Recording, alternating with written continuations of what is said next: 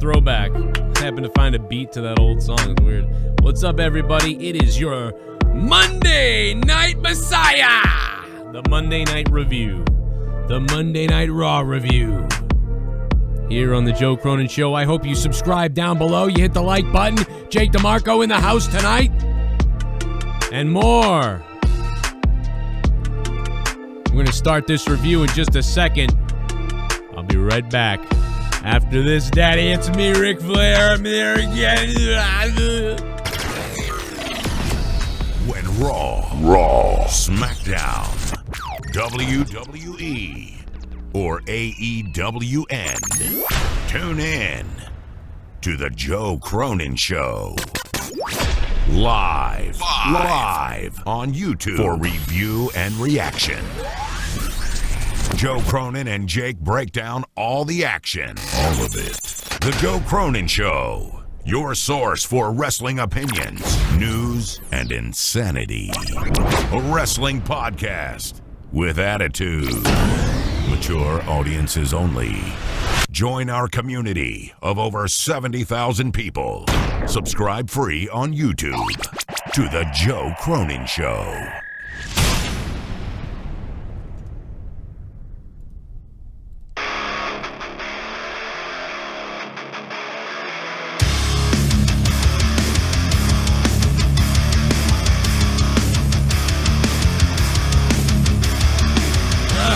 Got a heart on tonight in the bathroom.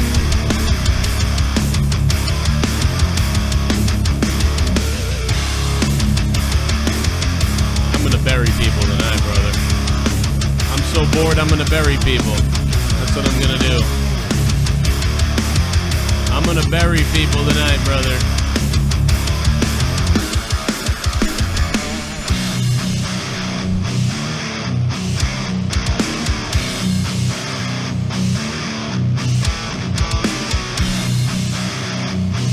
You're locked in to the Monday Night Raw Review on the Joe Cronin Show. I'm the Monday Night Messiah. The Monday Night Messiah. Oh man, Seth Rollins cracked me up tonight, man. One of the funniest things I've ever heard. Play the clip. Where's the clip at? Pull that clip up. Because it's killing me, son. Here it is. Wanted to get your reaction on Dominic Mysterio's tweet that he is going to be here at Raw tonight. It's good to see you, Charlie. Dominic's going to be here tonight. But it is my understanding that thus far no one has seen Dominic. But he's here. Against his father's wishes, he is here. I can sense his presence. This makes me happy. I need Dominic here. Because right now, I'm going to the... Dude, when Seth Rollins says, and this makes me happy, that was really funny. Wishes It he's sounded here. like I Jesse can sense talking there for this his promo. presence. He kind of does sound like Jesse. You're right. I didn't think about that. You're right, Jake. He sounds like Jesse. Clip. That's what I thought of. That is so weird. Dude, that cracked me up. I lost my mind. Everything they did with Seth Rollins tonight was hilarious. Seth Rollins is gold right now, for me. Like, in the... No, I agree. He's really good. In a dumb way. Like, in the most, like, over-the-top, dumb, like, bad guy, cartoon bad guy I've ever seen, like, play out on the WWE, like, on the show. Like, the guy is hilarious. And like Charlie asked him a question, he like ignored it. He goes, I forget what he said exactly. Oh, here it is. First of all, he's looking around like she's not right there. They have the worst cutaway scenes. Like they have in WWE right now, they have the worst scenes of like, oh, like you're just happened to be next to me all of a sudden. Like tonight, at one point, Natalya was doing something, and then Lana started speaking, and was like, "You think you have it bad or something?" And then she like walks in from like what, behind the fucking crates? What the fuck was she hiding behind the crates all night? What the fuck was that? Apparently. Dude, that was the weirdest fucking thing I've ever seen. Like, you think you have it bad, and she comes walking in the camera shot from like behind the crates. It's like the most. They need to stop with the whole I'm on camera now, and suddenly the thing that I need to come into camera just was waiting on the side. Like it's so like annoying and obvious and stupid. Stop doing that. But anyway, Seth does that here. He kind of like is like he literally is looking left to right. Like, I don't see anybody. I don't see anybody. And then all of a sudden, Charlie Caruso shows up, and this happens. Seth, excuse me. He's like,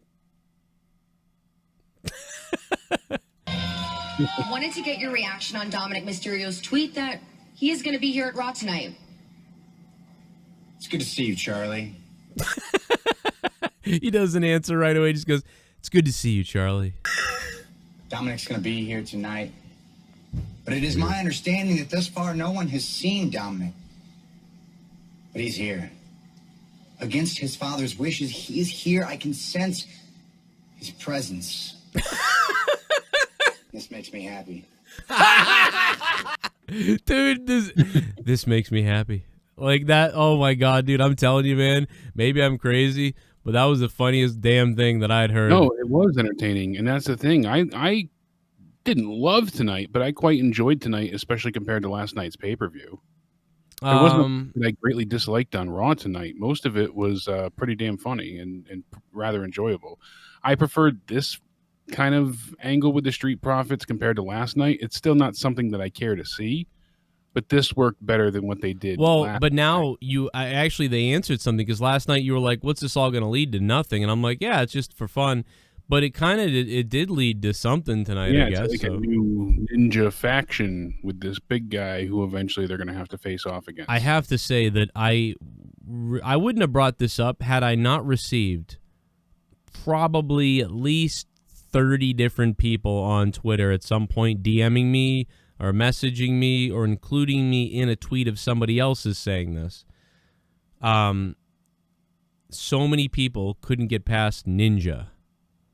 They were like, there's like another meaning here, or some kind of racial meaning or something. That's one big ninja, like the big black guy. It was just like very, like a lot of people were saying that on Twitter. I thought it was awkward at one point. I was like, this is weird. Like, are they some kind of Illuminati thing? But no, it was funny, I guess. Like, okay, That's so one big ninja. Yeah, I know. It was just very like weird. Like lots of people commented on it, like all over the place. So like it tells me people are thinking about it. But when you need them, you know. Yeah, I was like, it was weird. But or Lars Sullivan, he'd have a field day on commentary. Oh yeah, Lars. Well, Lars Sullivan would have slipped up and said a different word. And exactly. Then I kept thinking that. I would have told them I refuse to say. I'm not even saying that because I'll say the wrong thing. No, I think that Seth Rollins' backstage promo was epically funny. Like, I really thought that was hilarious. The problem is... Great when he came to the ring, too, I thought. Yes, the whole thing. And then the Dominic thing, I loved every minute of it. And I said, Jesus Christ, man, this guy... And by the way, they know what they're doing. They keep doing the same joke over and over again of Seth, like, being on a rant and then someone waffles him. Like, that keeps happening. This is the third time now that's happened. And every time it's been funny. You had Seth getting his head smashed in the table by Drew McIntyre, which was hilarious. You had Seth coming down to the ring after finding out Becky was pregnant. Now, tonight they tried to say it was because of something else, but that was because Becky was pregnant. That was definitely the joke. And he comes down like looking like shit, and he's in a fucking catatonic or whatever they said. I mean, dude, that was hilarious. They kept zooming in on him during the match, and he's just like He looks disheveled and hopeless. Yeah, absolutely. Dude, I don't know what's going on with Seth right now, but the comical stuff from Seth is out of this world funny to me. Like, I'm dying right now. Like, I'm actually on the type of laughter, like, not quite as good. It's not there, but it's close. It's like on the halfway to the Matt Hardy situation back in TNA Impact. Like, I'm not at that level, but I'm at, like, 60% of that. I'm laughing hysterically at how ridiculous he's being and the things and him getting hit from behind and like. But then, despite that backstage segment being pretty good to me, and one other backstage segment was good, and then we had like 4 full-on, and I mean full-on, horrific, cringe backstage segments. Even some in the ring, I thought. Well, like that's a whole nother thing. Women, that's another thing. But I'm just trying to stick to the. Kept going for a while. Like the second hour was a big miss. Not even the second hour. Like the end of the second hour and the beginning of the third. Yeah, like an hour and a half or about an hour and 40 minutes into Raw. Raw took a nosedive off a cliff. Like I was ready to give Raw. I would give the first hour and a half of Raw like a 4 or 5. I actually thought it was a 4 or 5 out of 10, which is good. Like not good, but better than it's been in a long time.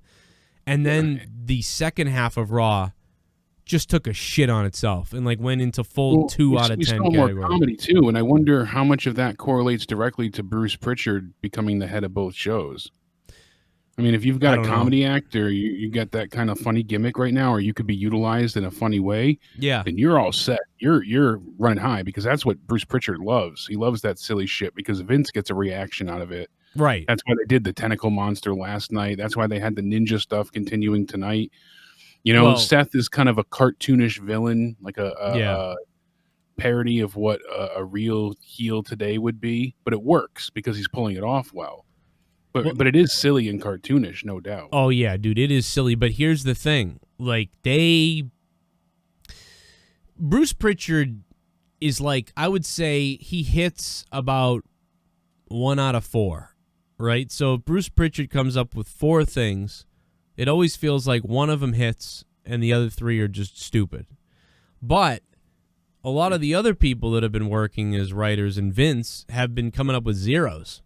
So it's kind of like, this is what you get, in my opinion. You get Seth, his situation is great, but then you get other things, and it's just terrible. Like, so it's really can kind of go whatever way. But the Ric Flair and Charlotte Flair segment was asinine. What they did. Yeah, with them backstage, that was so awkward. That was super awkward. That was almost like a real-life conversation between those two, and it was a reality show moment, being like, are you getting harassed? Are people calling you out? That's how I took it. Like, they shouldn't be saying mean things about you, Charlotte. You're perfect. It just wasn't even but I figure reality TV actually feels like reality sometimes. That didn't feel like reality. That felt like... Well, they're WWE scripted reality. Oh, they're total diva stuff. You know, that's what it felt like to me. It was exactly horrible. That backstage stuff with Flair and Charlotte was awful. And then, like, they didn't cut away quick enough. And Ric Flair was like, yeah, shaking his head, like, because they know they're going to fade out on him shaking his head, but they don't fade out. So then he's just shaking his head up and down like a fucking weirdo. Keeping it going. And lots of other people do this, too. They go, tonight, you know, Bailey, tonight we're going to show everybody why I'm the boss. And then Bailey goes, yeah. And then Sasha goes,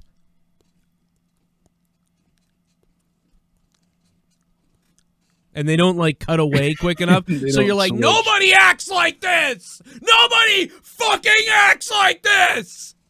And you think, Joe, this is all fake. Cookie crumbles. It's all fake. It's as fake as fucking JD writing a whole post about how he grew up all around all these different people in Bronx when he grew up in New Jersey. Lying to everybody about where he's from. You know. Rewriting where he's from. And Sean Asshole Sapp coming in, copying all my titles and sucking WWE's ass like a little corn sucker that he is. Let me tell you something, man. The poor black boy, you know. It was fake. It was fake, fakety, fake, fake, fake, fake.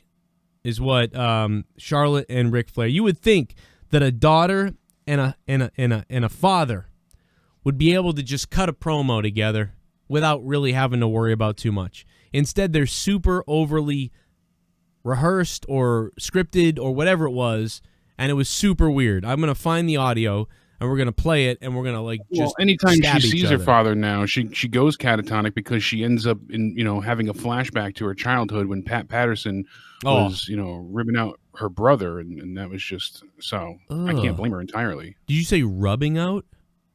Rimming out her brother. So. Oh, okay. I thought you said rubbing him out. That's worse. Yeah, that is worse. Let me see here. This is where's the Flair segment? Because that's when things got. I mean, things were real. Oh yeah, here it is. This is super cringy. Let me listen to this. From New Jersey. I don't know. I was joking. I don't know. You know what your plan is. What's next? What do you mean? Like, which title do I want? No, God, you're the most decorated woman champion of all time. Dad, of course you say that. You're my dad. It's a fact. I want to Okay. know. I want to know between you and me. Yep. Who, someone's got to get under your skin. There's someone, they just they Dad, bug you. yes, Yeah, a lot of so- people get under my skin. But you know me. I do what I want. Well, I know Right? that. I know that. Woo! That's the answer. As your dad, I gotta know what's under the bra. That's what it sounds like, creepy bastard. Good Lord, man. I mean that was super. A lot of people get under my skin. But you know me. I want to get super. under your skin too, Charlie. Like that's what you're waiting for, creepy bastard. Yeah, I think Flair wants to get. Rick wants to get under his. So you're saying this is like a Biden thing right here, or a Trump? And then you got a handful of Christian's knob gobbler after. So I mean, Rick's had a pretty busy night. Ugh. Yeah, he was looking Think about for. it. He was looking for Dick. He was out hunting for D, and he grabbed a handful of Christians. Good God, is this cringe? And right there when she opened her mouth, look at him. He's not thinking woo too. He's thinking whoa. Look at that. I'm sorry. This is weird. This is weird. I got to turn my video on Discord. I forgot. There it is. Now you can see it.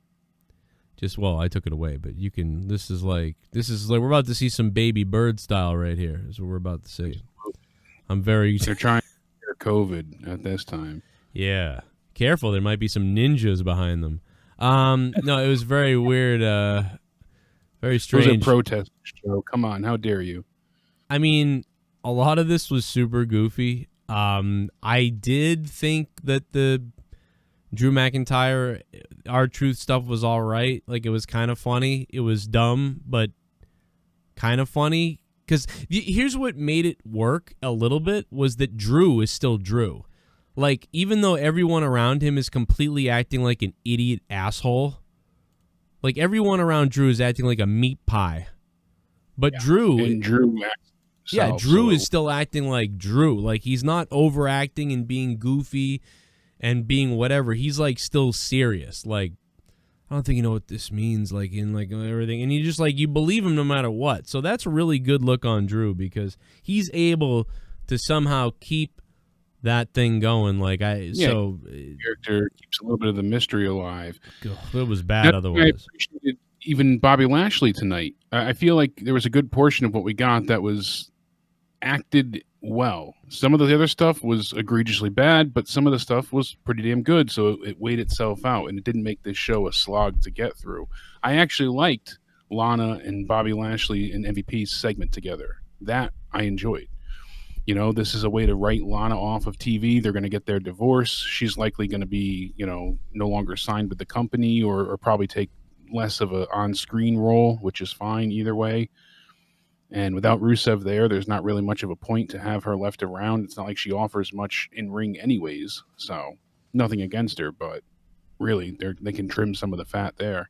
I liked MVP. Yeah, I think MVP did pretty good tonight. I like that he's passionate and he's becoming Don King. He's really becoming Yeah. like that's what it seems like they're doing. That's what I think of. Like it's. But he was very believable and he made some convincing points, and it really was able to easily turn the tables on Lana in the eyes of Bobby Lashley. So I thought that segment was well delivered. It's the funny, opening was good too. Randy Orton, when he, like, as we always say, when he gives a damn and he tries, he's on. And he is very convincing in this legend killer persona that he's got going on once again. I believe everything that he had to say. You know, Edge will be cleared in July 2029. The Christian story was good, too, throughout the night. Him wondering what he's going to do. Them knowing they're best friends. Can Christian come back for one more match? He wants to stand up for his best friend. And then Ric Flair attacks him. We got several good segments and promos from these two throughout the night. Again, from Orton. Again, from, Christian. And Christian talking to the legends that were around.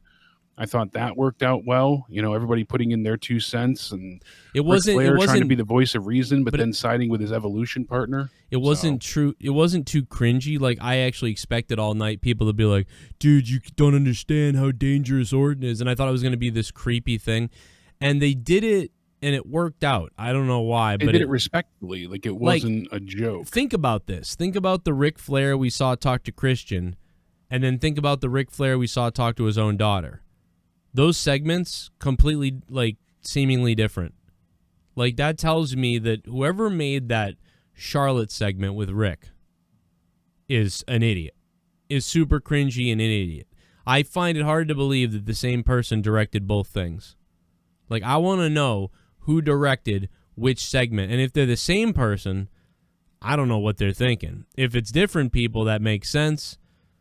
And I would love to know who they are, because it'd be very, very interested. I'd be very interested to know. One of them feels like a TV director, like the one where with Charlotte feels like a TV director. And by the way, he's only ever handled reality television. When wrestling is good, by the way, we never used to sit here and really critique the wrestlers, how they were acting.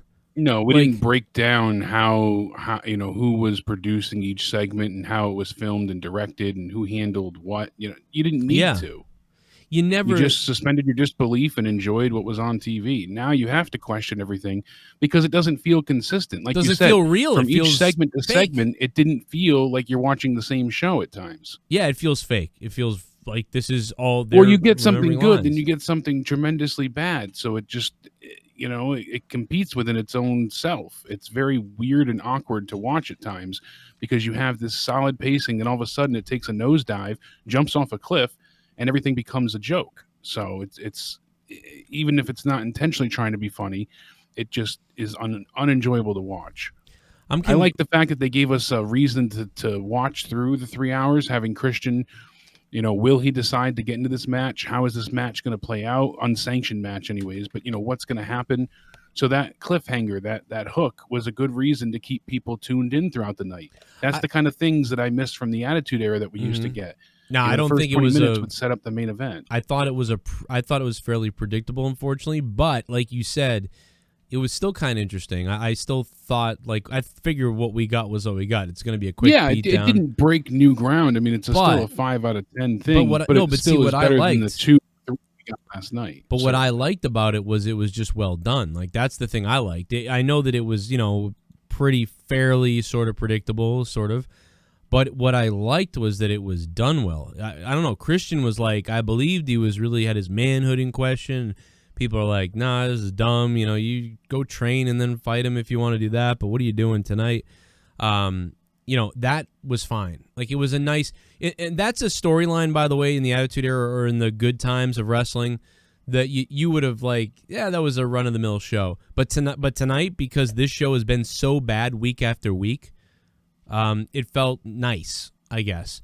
So it feel different from the last few weeks, I will say that. So if this is something Bruce Pritchard's doing, or we don't know for sure, but I did notice some key differences tonight as compared to weeks before. So where is Aleister Black? Is he injured right now, or am I crazy? I feel like we've already went over this. Didn't we go over this weeks ago too? A few weeks. I swear, kind of messes everything up in my timeline. You're so maybe right. Someone in the chat will know. We did, though, at one point. We were like, dude, where's Aleister Black? And then that was weeks ago, and then he did show up for something, but now he's gone again. Yeah, I don't know. Is he injured? That's a great point. I'm not really sure. I'm not sure, which I don't believe so, but I mean, at least now we're seeing commercials. For a little bit of the bubbly. That's it. Yeah. Want some bubbly? Look at this stuff. Oh, shit, here he is. A little bit of the bubbly. That's it. While you guys wasted your night on Raw, I had an epic electric cage match against Okada. An electric cage match against Okada. What up, Okada? Yeah, New Japan is back, too. Everybody's going to be real happy about that. The Goon. What up, Goon? Appreciate it, brother. Last night, God, who was the top donator last night? Because we had people dropping hundies last night. Wasn't it Man in Black? I think it was Man in Black, or it was Black Lab before that.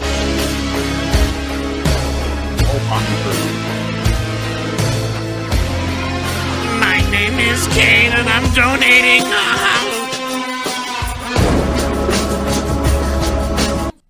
China, China, China, China.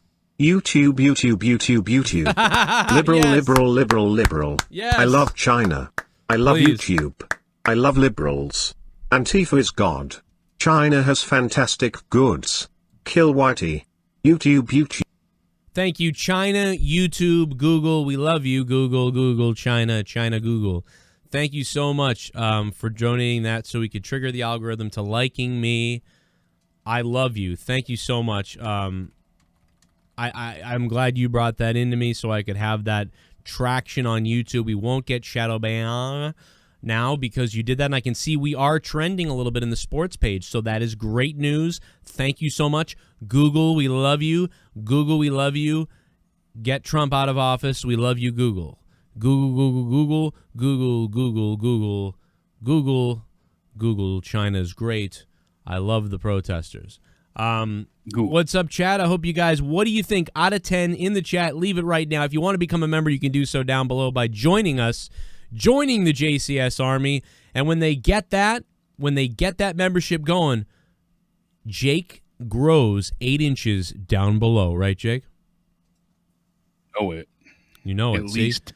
By the way, it was Black Lab 27. He was coming in with the $205. So he was a beast last night. There was a fight for the top spot. I thought it was Man in Black, but I think he was at 200, and Black Lab came back, I believe. Correct me if I'm wrong, but Black Lab taking home that championship title, the JCS Digital Championship title. So thank you, Black Lab, and I will get you up here. Thank you guys for those donations. We're going to play all the donations. We can take some calls in a little bit, too, from everybody. So you want to talk, call the show, or just donate and say what you want to say down below, and it helps the show anyway. So donating over calling is cool with me because got to get paid to get laid. Across and share what you think. But we do have a call also, coming in. you know, we do have a call coming in, though, real quick. 606 is on the phone. Hello. Joe Cronin, what's up, man? What's up, brother? Touch me there. Man, I thought Monday Night Raw sucked tonight. I think that the AEW product is so much better. I agree. You know, I agree. But let me ask you this, because even though I didn't really like Raw tonight that much, I loved the Seth stuff. Did that stuff make you laugh like me, or are you just like, nah, I don't get it? I think a few weeks ago I was kind of like, I don't really get it. But I think he's starting to get into the character a lot more, and he's starting to enjoy being on the hillside more than when he was on the face. I'm starting to see this side of him that he's starting to understand that he's almost like a possessed guy. I wish he wasn't saying, I think he was saying that you're going to be sacrificed.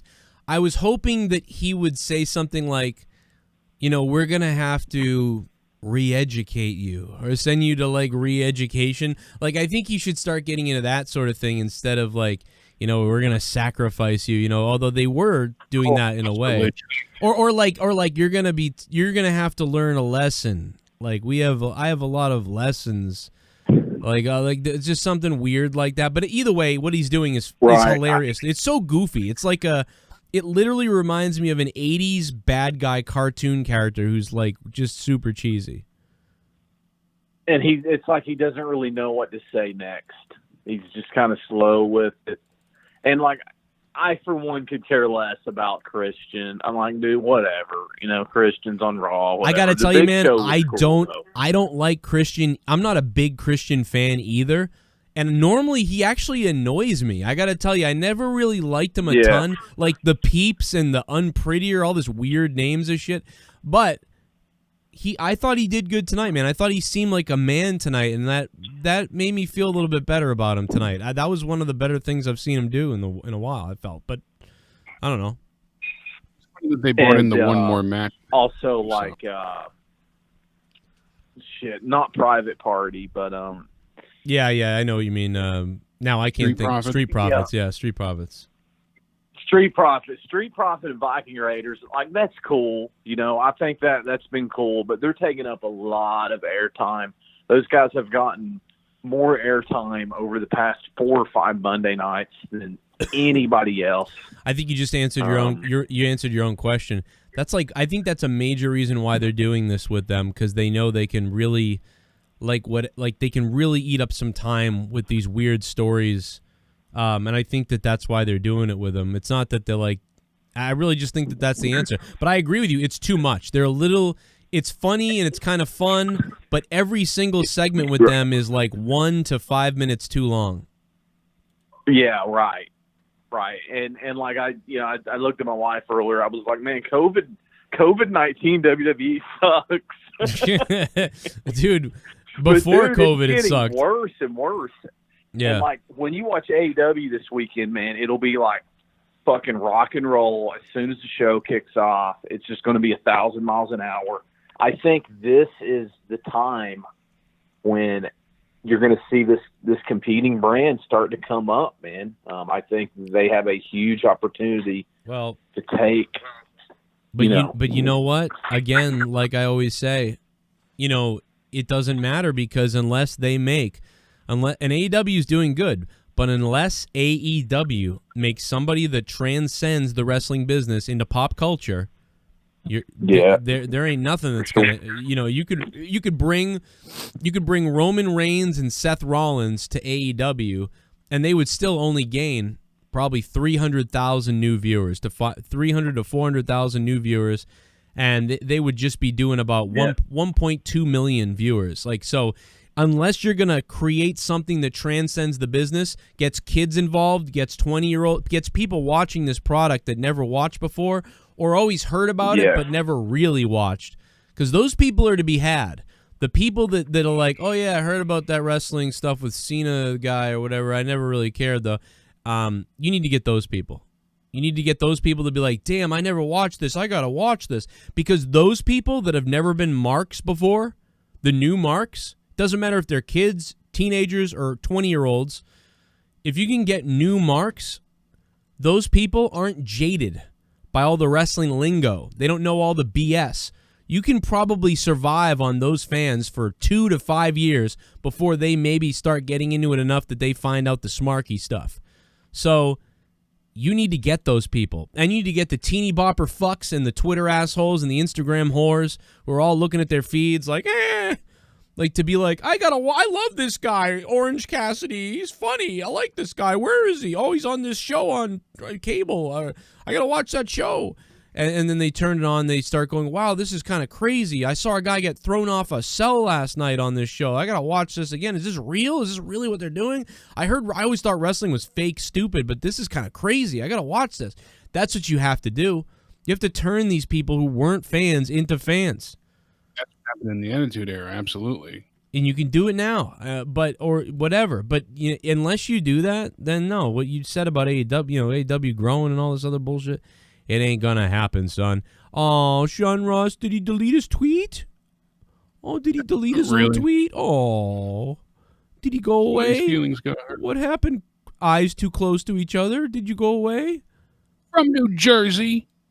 Oh God. I just made fun of both of them in this tweet. Let's go, baby. It's a Twitter war with Joe Cronin, Sean Ross, and Catman. Tonight that with the Street Profits, when they were cutting through the audience and shaking everybody's hands and high-fiving the people, that those weren't all Performance Center people. Those were fans there, too, unless it was like family members and whatnot. What was with the older guy? Fans. Yeah, I noticed a few older gentlemen there, and it seemed pretty diverse, so kind of interesting to see. Maybe they are starting to let select fans in. I don't know, the older guy, that was weird. Yeah, maybe they're maybe they're like putting on like a casting. It could be a casting call type of thing, like, hey, paying it. It's just interesting that they have, non-performance wrestlers, Performance Center wrestlers in the audience now. So yeah, that'd be cool if it was to go ahead and be like, hey, you want to come down for the filmings for this show? That's, you know, that'd be great. I'm sure there's a lot of fans ready, willing, and able. So yeah, ready, willing, and Gable. I noticed the audience was a bit more chat party. Interrupting Jake number 7. This Raw was okay. Wish there was more wrestling. Julius Lopez. That is another thing we didn't talk about yet. That it was pretty heavy on the dialogue and comedy and backstage segments. Lopez, thank you. Colby Lopez, Seth Rollins' real name. No, but so no, you're right. But anyway, you're right. There wasn't a whole. I wish there was like one match, maybe like a match that was really good. I thought the Iconics looked pretty good tonight. I thought they looked all right tonight. The tag match was good that they had. But when they came back out to talk against Bayley and Sasha, that whole segment was terrible. I agree. Like. Again, it's like all night was like this. There'd be one segment. It's all night was like this. One segment that's good, and then another segment that was like, oh my God, they reverted back to trash. What happened? Why did they do so well in that other segment? Iconics came out, beat a team. And then of Natalya and Liv, and that was good. Pretty effectively, too. You know, they hit the Magic Killer on Liv Morgan to get the pin in 2 minutes, 25 seconds. And that's when they set out the challenge to Sasha and Bayley. Problem is, Sasha and Bayley have a title match Wednesday. So, you know, they're taking on Shotzi at that point. And I know they threw in later on, like, oh, well, if they still have their titles, then we'll get that to happen. But I hate it when they do those type of things, because don't challenge for the title when you already have a title match in the making. You know, it's happening. So hold off on that to the next show. Let's go to another call. 954 is on the phone. Hello. Just 1 second. I need to get my. Alrighty, got you, man. Let me get Seth. Where's Seth? Hold on a minute. There he is. I'm telling you, man, this backstage stuff with Seth is murdering me. Like, I'm sorry. Maybe other people don't like it, but I love it. It's a far cry from when he was a face and he was saying stuff like this. That is to walk in as double champ. Burn it down. I mean, he was a face. Seth was a face, and no matter what he did, he sounded like a heel. Because I'm going to walk in as double champ, burn it down. And then I'm going to, like, it was so bad. Like, but if he was heel and he said that, like, that's why this Messiah stuff is great. This was one of the first times in a while, I feel like, besides Drew McIntyre, I would say Drew McIntyre and Seth have been the best flips that they've done in a while, where they like noticed it. Like, all right, people don't like Seth, and he comes off as like a sniveling shithead. All right, let's make him that. Good. It was like the first time they saw, listened, and then changed him. Like, thank God. 954, are you ready, buddy? Yeah. Okay, what's up? I was wondering what your favorite segment was on Raw tonight. Oh, overall, Seth Rollins' interview in the back, and then Seth Rollins in the ring, and then Dominic. We really haven't mentioned Dominic. I feel really bad that So basically, my favorite segment of the night was Seth Rollins in the back with Charlie Caruso. He was hilarious, weird, and goofy. Then he got to the ring, and then the whole segment with Dominic, and then Dominic showing up and once again attacking Seth. Seth is always in these middle of these weird rants about, like, we're going to make you believe, and then he gets hit from behind. It's a comedy timing thing that they're doing. But Dominic also looked kind of awesome. And, yeah, man, so that whole thing, that was my favorite thing in the entire night. Yeah, I like the Seth stuff, too. I like him better as a heel than a face, personally. Oh, yeah, dude, as a face, he's a mess. Knowing WWE, though, they'll eventually turn him back into a face because they never know what they're doing. I hope not. I hope not. I hope this is like years of this, because this guy right now is hilarious. I think he can win back fans again if they keep him as the heel he is. You might be able to.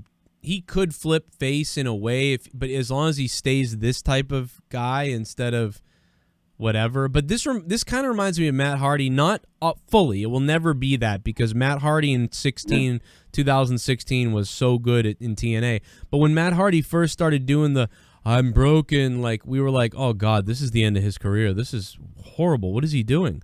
And probably about 4 weeks into it, maybe 3 weeks or 4 weeks into it, I said, oh, my God, I love this. I think this is hilarious. Like, I can't believe how good this is. And then my light bulb went off in my head, and then I said, wow, I was way wrong. This is the best thing going right now. And then it just became the best thing going. I feel similar to this Seth Rollins we're seeing. I don't think it's that good, obviously, on that level, and I don't think it ever will be, but it's like, halfway there or something, and that's good enough to actually be a...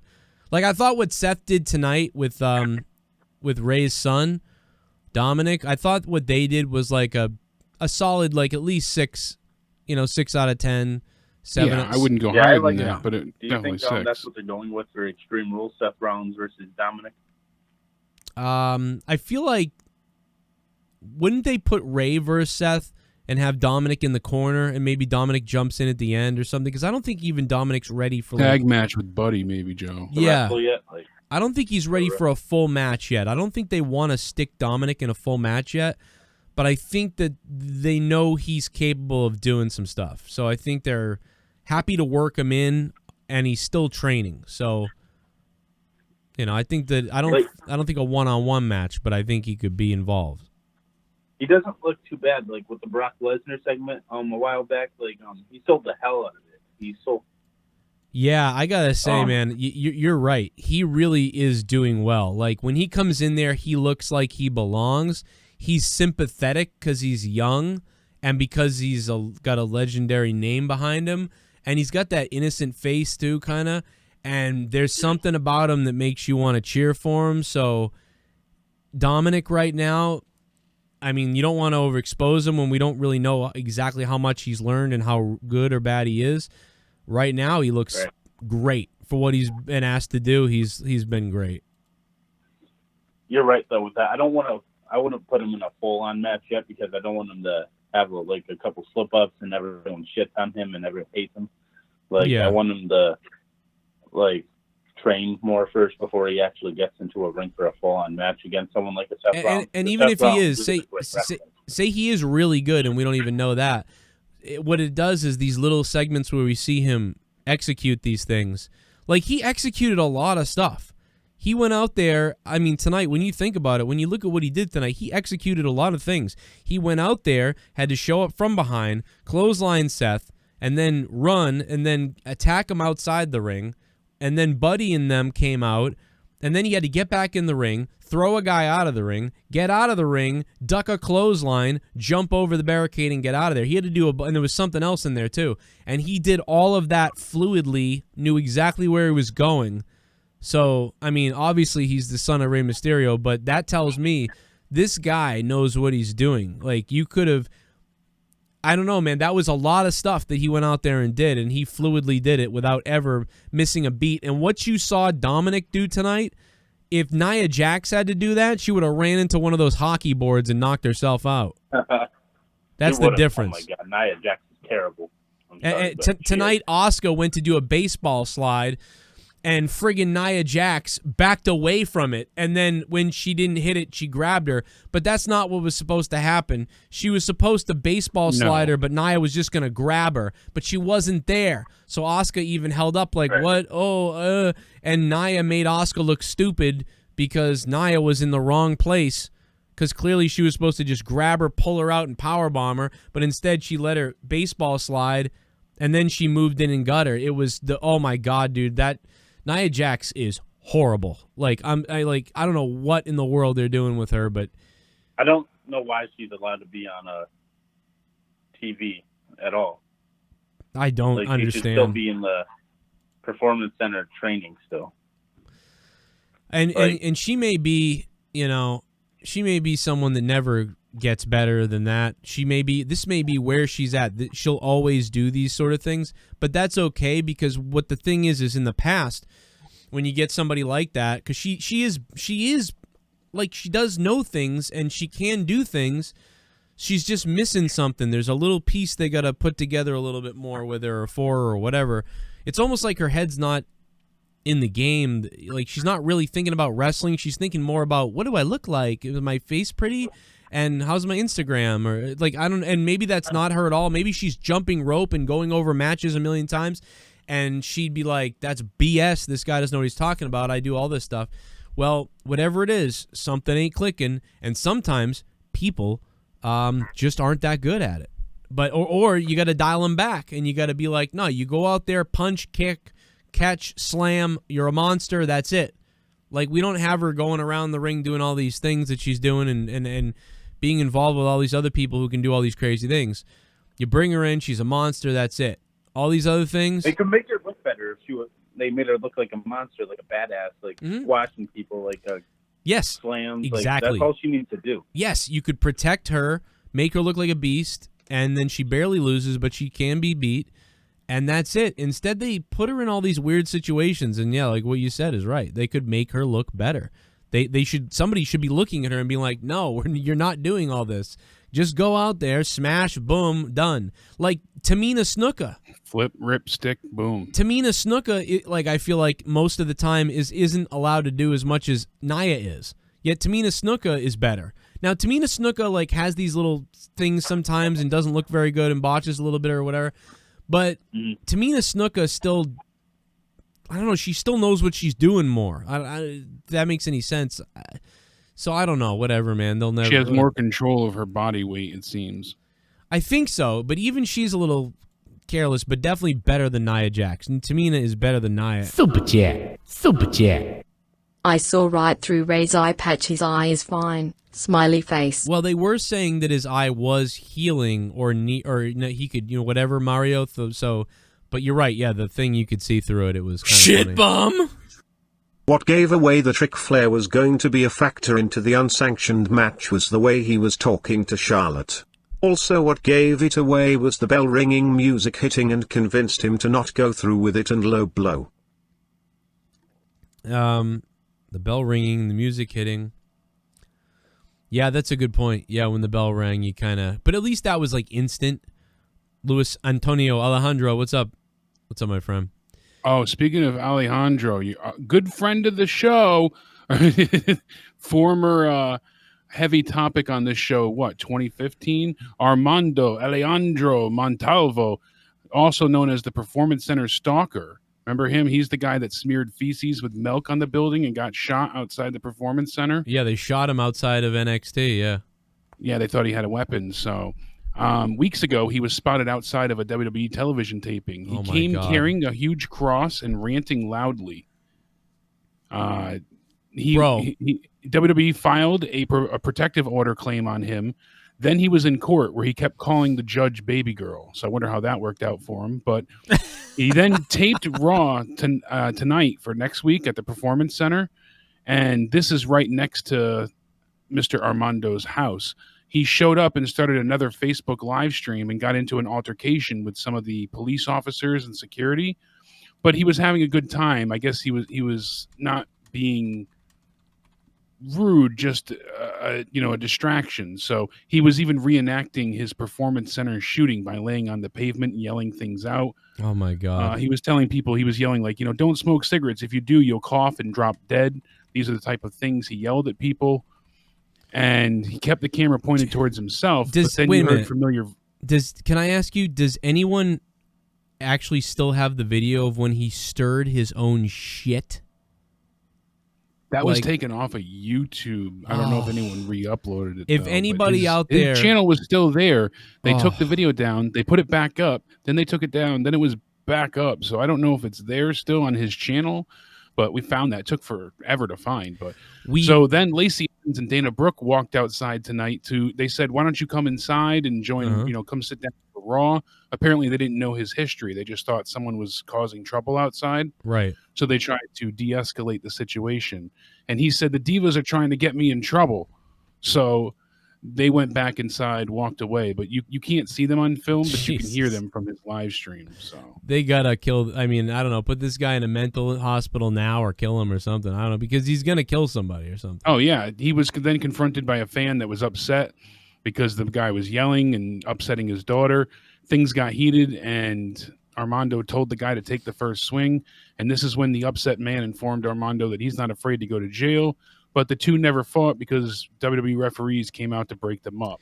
So, now, what people have to remember, odds are he'll be back. I know we have the video because I know on one of my old videos, a lot of my videos are still, I have to unprivate. They're privated from years ago because I had to go through a bunch and delete a bunch based on YouTube's new terms of services and things like that. I know that somewhere from 2015, we showed the video. He puts his feces in a bucket, stirs it up like it's a fucking soup. With milk. And he's wearing a hazmat suit or something. And yeah, with milk, and it's nighttime, and he's in a van or something, and he's like, I'm going to dump this all over. And he pours it all over the NXT training facility. This was 2015.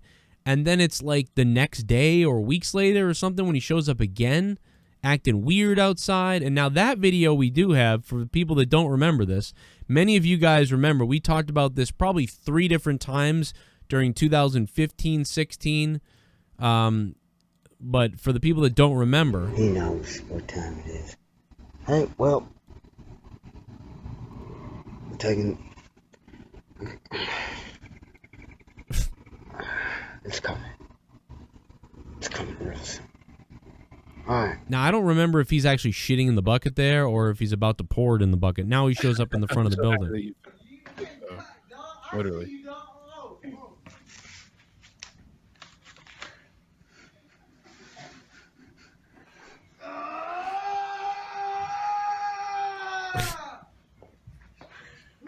Imagine having to deal with this. Now he's white, so I think he's only tased. No, I'm just kidding. Well, they shot him eventually. No, so. they do shoot him, yeah.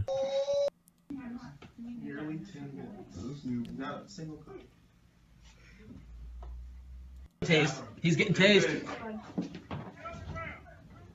There's the taser light he missed, or he aimed wrong or something.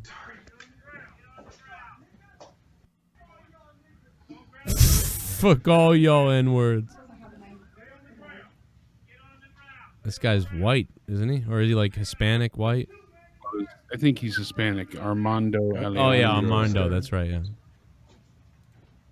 Oh, gosh. Oh, now he's ruining the lance. Oh, he's getting... Now he's he charges the cop. He gets one up on the cop, too. Look at this. The cop's taser, he didn't get it. He misfired. See, they don't want to shoot him. They were trying to... Yeah. This is, I believe... That, you know? Okay, so this is the other camera angle. So now he charges the cop. Now what we don't see is he gets shot. So he actually gets shot by the cops. So where was this guy's protest? Well, I guess because he's alive, it's okay or whatever. But he also didn't take the taser. He tried to take the taser from the cop, and he tried to beat the cop in the head. Yeah, then his buddy shot him. He kept reaching into his pocket. You know? Now, most people would agree that if you charge a cop, try to beat him and take his taser, you're going to get shot. But the other day in Atlanta, everyone's angry after a guy fought the cops, took a taser, ran from them, turned and fired it at the cops, and he got shot. So my question is, which one is it? Because people laughed at this one. So which one is it? America is full of shit. Where do you fall? And that was Corwin Eberly that sent us that bit of news. So thank you, Corwin. Yeah. I mean, this guy is insane, though. Absolutely. He's definitely insane or has some mental issue. So, you know, I'm not really sure. But he's got something wrong with him. So now continue. Was there more to this? He's in the crowd and... No, they ended up just outside. You know, it was leading to a scuffle, and then where the was this referees again? broke it up. Where was this? At the Performance Center tonight. Why in the world is the guy even allowed on the property? He was live streaming, standing away from the property, but still there. I mean, he's close enough, so. I feel like that guy shouldn't be allowed within like 300 yards. Well, that's what, as of last week or whenever he showed up, that's what I was saying. He got sent to court, and there's a protective order being sought after. They need to put like a fucking 300 yards away from any WWE event or a WWE facility or something like that. At least. And I mean, there you have Dana Brooke and Lacey Evans trying to invite him inside, and he's like, no, if I come any closer, you're all going to shoot me. And she's like, no, I promise. You can come here. You know, we just want to settle things. And, he's like, I'm going to need a pinky promise on that. She's like, well, then come get one. Come over here and calm down. And, and he's still being all wild and crazed. So very strange. By the way, let's see here.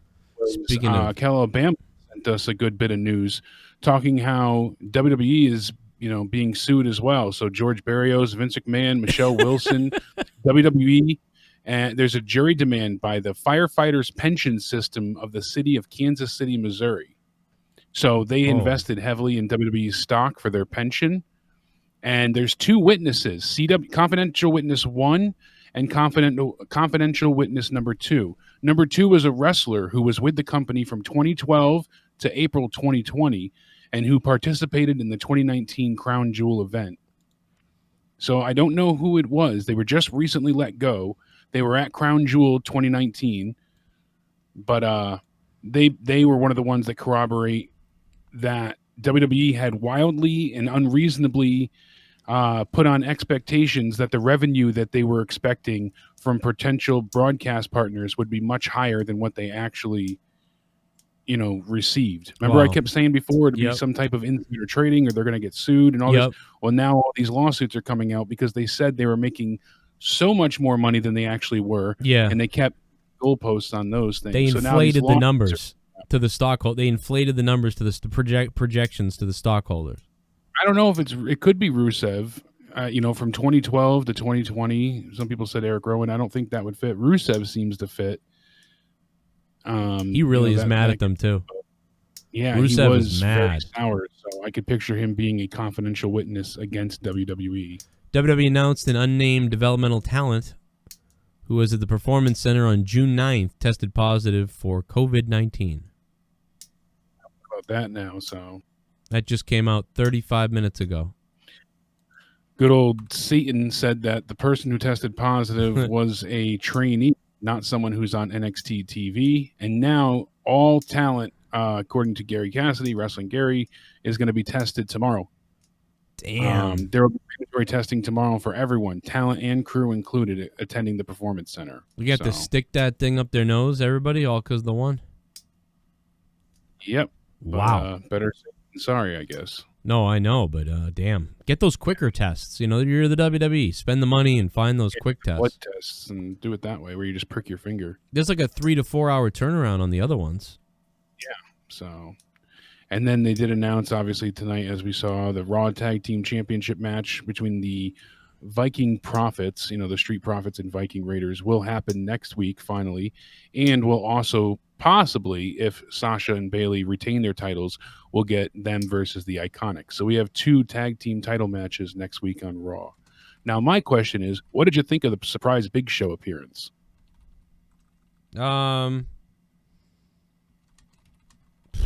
I mean, I'm I thought shocked we didn't get a heel turn tonight. Well, he did turn. He was a heel the last time we saw him, so he faced. You're right, yeah, because he was a heel facing McIntyre. Yeah.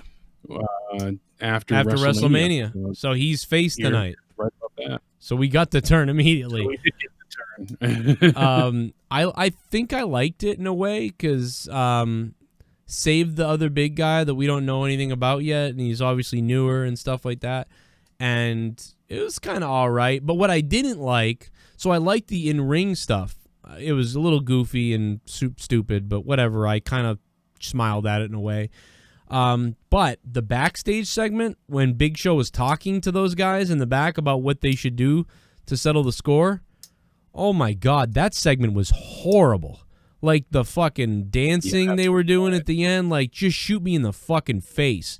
I like that he told them all they needed to do was be like, yo, thanks for having our back tonight show, whatever. And he's like, yeah, I always liked you guys and everything, and you guys have been killing me the last couple weeks what you're doing, and then they go over like, we should have chess, no, here's what you guys do. You put the belts on the line, you get in the ring, and you have a wrestling match, and that determines the whole thing. Somebody takes home the titles. Boom. That's a good idea. Let's do that. Okay, good. Sounds good. I'm glad I could help you. I'm out of here. All right, and that's it. Boom. End the segment. Or like do something creatively funny with the 4 of them.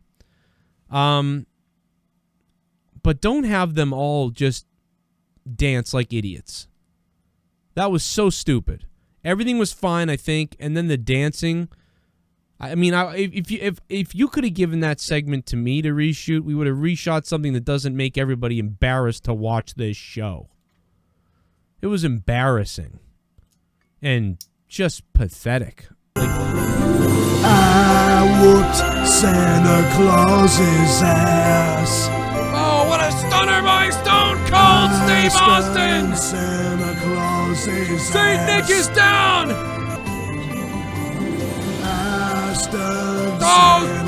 Stunner on Santa Claus! Good God, King! Oh, well, yeah. Steve Austin has crossed the line! 4/10 show tonight.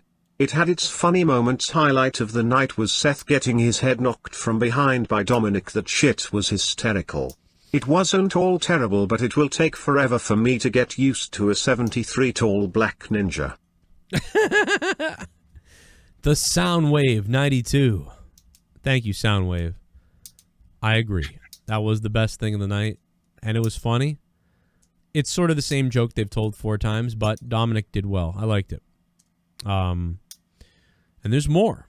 What else is there? What else are we missing from Raw tonight? There's got to be something we missed. Yep, we talked about the opening, which I did enjoy. I liked seeing Christian. Will he accept the challenge? Then we had Kevin Owens take on Angel Garza. Zelina Vega is obviously in Angel's corner. I missed that. I missed that whole thing. Okay, so they're having a quick back and forth, and right into the early onset of the match, Andrade's music plays, and he comes down to the ring, and eventually he ends up being the distraction option against Angel Garza, and then Zelina Vega steps in between them and says, I'm sick of this. I'm tired of you two fighting with each other. So she heads up the ramp, and she's done. She's like, I'm not dealing with you two guys, constantly butting heads. Then we come back from commercial. She's no longer there. Andrade tries to screw Owens over, but then Owens gets out of it, ends up hitting the stunner, gets the pinfall. It's a little less than a 7-minute match. Wasn't really bad, but then these two start to butt heads once again, and that's when Zelina Vega comes back out, and she starts telling them that, hey, you guys need to fight together, not against each other. You guys got to work as a team. Although Angel Garza still seemed pretty pissed off. So they headed into the back together, though, as a unit. So I'm curious to see where this leads going forward, but certainly some changes on the horizon. Absolutely. I wish I saw it. I don't know why I missed it. I think it's because I started the 40 minutes late, and I started fast-forwarding through commercials, and I must have fast-forwarded through that one. Much. I mean, really seeing them continue the will they, won't they breakup angle. It's interesting, but it's nothing that was like pivotal to tonight's show. It was a decent match. So it wasn't, that you had to see, but it wasn't, you wanted to fast forward through it all either. Then we got the MVP Bobby Lashley Lana segment that I told you I enjoyed, leading to him wanting a divorce.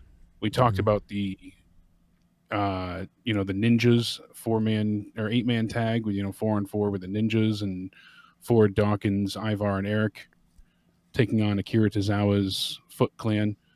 Then we had Seth and Dominic's segment, which obviously ended up being really good. We talked about Liv Morgan and Natalya taking on the Iconics. They looked really good there. Iconic. Then we got more backstage stuff, Big Show and Christian, as we said, which was not good as well. I'm trying to see what else. More from Christian, and then Apollo Crews talked for a bit. We had that really awkward. What was up with Crews? He denies MVP. Then in his match, Shelton cheats, gets caught, and then he cheats. I'm trying to figure out, is that like a foreshadow that he's going to go with MVP, or is that just a heel turn on the horizon like we had heard a while ago? I mean, that's because MVP is saying that you won't be a champion for long if you don't have me in your corner, and you see MVP watching the match. It would be interesting if he had, Bobby Lashley as the champion, WWE champion, and Apollo Crews, the U.S. champion. You have this really strong, dominant black stable that isn't the New Day, shucking and jiving and throwing out pancakes. Someone a bit more serious. I think could be really interesting, especially in a time like this where it's kind of pivotal. Yeah, I mean, I just don't. I guess if he goes heel, then I get that seemed like a foreshadow. If they don't, if he's just face, it's just like, why did they do that? And we should celebrate the fact that Apollo Crews, the U.S. champion, won a non-title match. Amazing. How many times do we see the champion lose on TV when it's not a title defense? God, those are enraging. So amazing that he won. But he had to cheat to do it. He did, but he had to cheat to do it. I'll take it. If that's what you got to have the champions win, then go for it. Now, Jake, today, this is simply not wrestling related, what I'm about to tell you. Oh, boy. But today, we found out something amazing about one of our loved ones here in my house. Yeah. And it's amazing. And it's not about one of my kids. No, I think I have an idea from what I saw on Twitter, but please do share. Yeah, some people don't know, but it's amazing. I always thought it would be like finding out one of your kids is an Irish, and you thought they were Irish, and they turned out to be like Lebanese. He's actually the mailman's, like yeah. So today we found out that Clover, my dog, who was advertised as a lab to us when we first got the dog, and then it said lab mix, and we were like, okay, lab mix. We don't know what that is. We sent away to find out, and now these things are expensive, so we didn't want to do it, but Leah's sister really wanted to do it, so Leah's sister paid for it because she was curious, and she got all this stimulus stuff, and she was like, I want to know what the dog is. So she sends away for the to find out what our new dog, we have our other dog, Melly, but we have Clover, and Clover was said to be a lab mix, but today, and we always looked at her and we were like, she's got some pit bull in her or something like that. But we found out today, boom, 56% American Pit Bull Terrier. And then German Shepherd. And then Bull Terrier, which is like the English version of a Pit Bull. And then Chow Chow, which is weird as hell. Labrador Retriever and Dalmatian. Labrador is below. Lab is below German Shepherd, below Staffordshire Bull Terrier, an American Pit Bull Terrier, Chow Chow, Labrador is at the bottom. Somebody put dog semen into a blender. Jesus, Clover's got everything there. You gotta love how they called this a lab mix. They called her a fucking lab mix. Because they probably can't or have the hardest time selling pits. So really. See, I love her. A lot of people don't want to purchase pit bulls, and there's a lot of restrictions and legislation against the sale of those animals as well. So, which is at least around here, isn't that because I know isn't it the owners though? Bring in pit bulls and stuff. Isn't it mostly the owners though? With pit bulls, aren't pit bulls usually really good? Usually, if you take care of them, yes. But with any animal, it still could be dangerous just because it is an animal and there's no rhyme or reason to why they could attack. So they say pits are typically categorized as being more, rabid and dangerous. But like you said, I believe that as well, that it comes down to being the owner, 100%. Well, the only thing she has is a food aggression, which I think comes from, I think she was down in Atlanta, and I think they stuffed her in cages with other animals. Because the only thing that she's ever done that's like, what the hell are you doing, is food aggression. If not anymore. Now I can take fucking food out of her mouth if I want. If I'm like, give that to me. If she could have a steak in her mouth, I can take it out of her mouth. But when she was just the fact that you can do that is amazing. But when she was younger though, when we first brought her in the house, Leah dropped some cheese on the floor, and Leah went to pick up cheese, and the dog was like. And then tried to get it was crazy. I was like, what the fuck was that? I've never seen anything like that. And I was like, wow, I've never seen anything like that. So yeah, I think she had to fight for food in her cage, when they were, or they put her in a cage with too many people. Underfed them, yeah. But now she's not like that at all. The only problem we have now is her and Melly have fights, her and the Melly getting fucking scuffles. But with the kids, she loves the kids. Because that's often a worry with pit bulls, that they could be dangerous to children. And no, they but even Moki's they in the chat said, I have 2 pits myself, best animal ever. Yeah. And if they are aggressive, it's because of shitty people, shitty owners, not the dog. Yeah, like I read, like any dog could be dangerous. Pit bulls, like pit bulls and German shepherds, like love kids, like they protect kids. These are like protector they just get dogs. A bad rap, usually because of the crappy owners. So yeah, that's really what I think. Because when you look up the history, they're like known. They used to call them the nanny dogs. Like they take care of the kids. Like it's crazy. Like this dog loves the kids. Like loves the kids. Like this dog will eat somebody. If somebody came into my house, dude, this dog would eat their fucking asshole. Like this guy the other day, like was just walking near the house, and the dog was ready to. I mean, that's the problem though, is like strangers. Like you got to be careful. Because, like, the dog is, like, protective. Fuck anybody that comes near the house. Fuck anybody that comes near this house. Like, it's crazy. The first thing that comes up on Google is legal restrictions on pit bulls and other breeds. Cities across the country have responded by passing ordinances specifically prohibiting possession of pit bulls, Rottweilers, and a few other breeds. Yeah, it's funny because they banned the sale of pit bulls and rots. It seems. Foot Rub in the chat said, "I remember Cody asking about Joe's dog." It's kind of funny because I think Cody asked if I had a pit bull. He's like, "You got a pitty or whatever?" And I'm like, "No, I think it's a lab. We got a lab." But he loves pit bulls, I think. So it would have been cool if I could have said pit bull to him, because he would have been like, "Yeah, our dog's got a fuck." You got a female? Yeah, I got a female one, Cody. But yeah, dude, set that up. Yeah, nanny dogs in the UK. Yeah, I'm telling you, man, this dog will take care of the kids. Like it's so crazy. But also, it's still got lab in it, and it's still got shepherd in it, and it's just crazy that it has all these different things. Anyway, has good owners. That's what it comes down to. A good family unit. Sort of. We're sort of good. Pits are dangerous to other little dogs and kids. I don't think so. Are they really? I don't think they are. I think it's the other way. That's what I'm hearing. How much is just false information because they get a bad rap, and so. Yeah, like Moki in the chat says, you're going to have a super loyal, protective dog. I could tell you it was a pit mix right off the nose and ears. That dog will die protecting your family, and you, bro, treat it right. That's what I've heard from so many people about pit bulls. That's what I've heard. This is what I've heard from so many people, that this dog will die for us, like, and is amazing protector. Like, that's just what I've heard. But I know that but I think that they're so, like, they can be so protective, or they have a little aggression about them. But if it's like you just said, if it's a normal family, it's good. It's like a protective thing that's good. But if it's harnessed by somebody who's a scumbag, then they're wicked, mean, aggressive dogs. If you treat them wrong, like if you raise them wrong. I remember there was a couple guys on YouTube.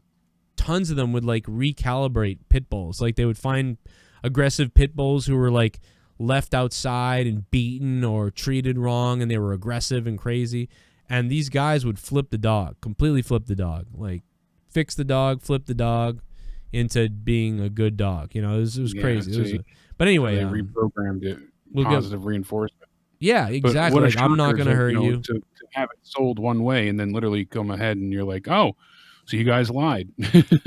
Yeah, but it's crazy. Yeah, the lab mix. Oh, lab mix? Okay. 7% lab. Yeah, see, it must have been... See, so they could say it's not false advertisement because it is a mix of a lab, and there's a lot of other things in there, but... Yeah, I think that's how they cover themselves. This dog is so sweet and cuddly, though. This dog just wants to cuddle with you and is needy and just wants to hug. Like, she's so sweet. Sounds super vicious.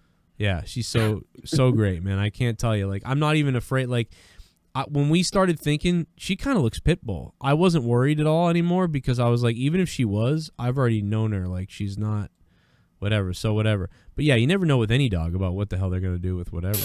Hey, go ahead. I love this dog, man. Get your hand out of the way. Get your hand out of the way. Here, she loves water, too. That's the lab, Do it definitely. again. But she looks more lab here than Back up, Brian. she does in that photo of me. This was last year. This was last summer, so... but... Do it again. The dog's hilarious. Wait, Brenna, get out of the way. She looks kind of lab here, but now she looks more pitty.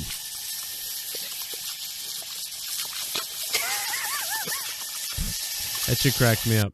All right. Anyway, back to the wrestling. Like me taking a shower. Yeah. Oh yeah, dude. They love the labs love pools. They got and she's got webbed feet. She's got webbed feet. Yeah, they just dive right in and glide across the water. So that's the lab. Crazy. That's what's crazy because none of those other dogs on the list have webbed feet. None of those other dogs do. So yeah, Courtney's cousin, they had a lab, and the thing would just go for swims throughout the day in their pool. Just whenever it felt like it would hop in and then climb out. Right. It's great. Yeah, a little bit of bulldog in her from the what's it called, the other terrier thing or whatever, or the chow chow. That's like a sort of little bit of a bulldog thing. And sometimes when she snarts and snarls, I'm like, oh, she sounds like a fucking bulldog. So Yeah, we thought she had hound in her too. I guess she doesn't have hound. And chow chows, they're pretty aggressive as well. Yeah, they can be. Yeah, the chow chow threw me completely off, dude. Like, what? I'm like, chow chow, dude. Like, what the fuck? I laugh every time I hear chow chow because my mother, with her hearing disability, she doesn't always get words right. So when she heard chow chow, she thought it was toucan chew. Yeah. Like chew chew, you know? So right. Dude, that means the great-great-grandmother of my dog looked like a fucking idiot, like this. It looked like a little gremlin. That's a chow chow, dude. Dude, it looks just like it sounds. It looks just like a chow chow would look. I mean, other than shit face, I don't know what you'd call this dog. It's what I'm going to look like when I lose all the weight. Just all that excess skin rolled up. Yeah, it rolls over your eyes and face. I mean, third chin rolled up over your eyes now. When you find out that human beings were like mixing breeds and creating breeds of dogs left and right, like this is when you find that out that that's true. When you see a dog that looks like this, you're like, no fucking way this thing would have been created on its own. Who wanted that? Looks like it had a bigger body than was shrunk down. Right. This dog needs a seeing eye dog to see where it's going. Sam says it looks like Tommy as a dog. Well, I could see that. If Tommy was any breed, he'd be a chow chow. Right. I mean, it's definitely Asian.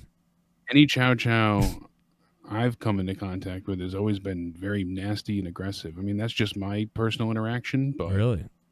Well, they're mad. Look at how they look. It's pissed. It's like, dude, you want to look like a fucking... Looks in the mirror and goes on a killing spree. Do you want to look like a floppy vagina? Like, I mean, you don't want to look like a floppy vagina. You're going to be angry. The dog is pissed. Look at it. No doubt about that. So yeah, let's go back to the donations. Reminds me of Otis. Yo, James, thanks for the host. Although I'm not even live on Twitch. How does it let people host me when I'm not even live? I don't know. Fuck it. I don't ask questions. Thanks, James.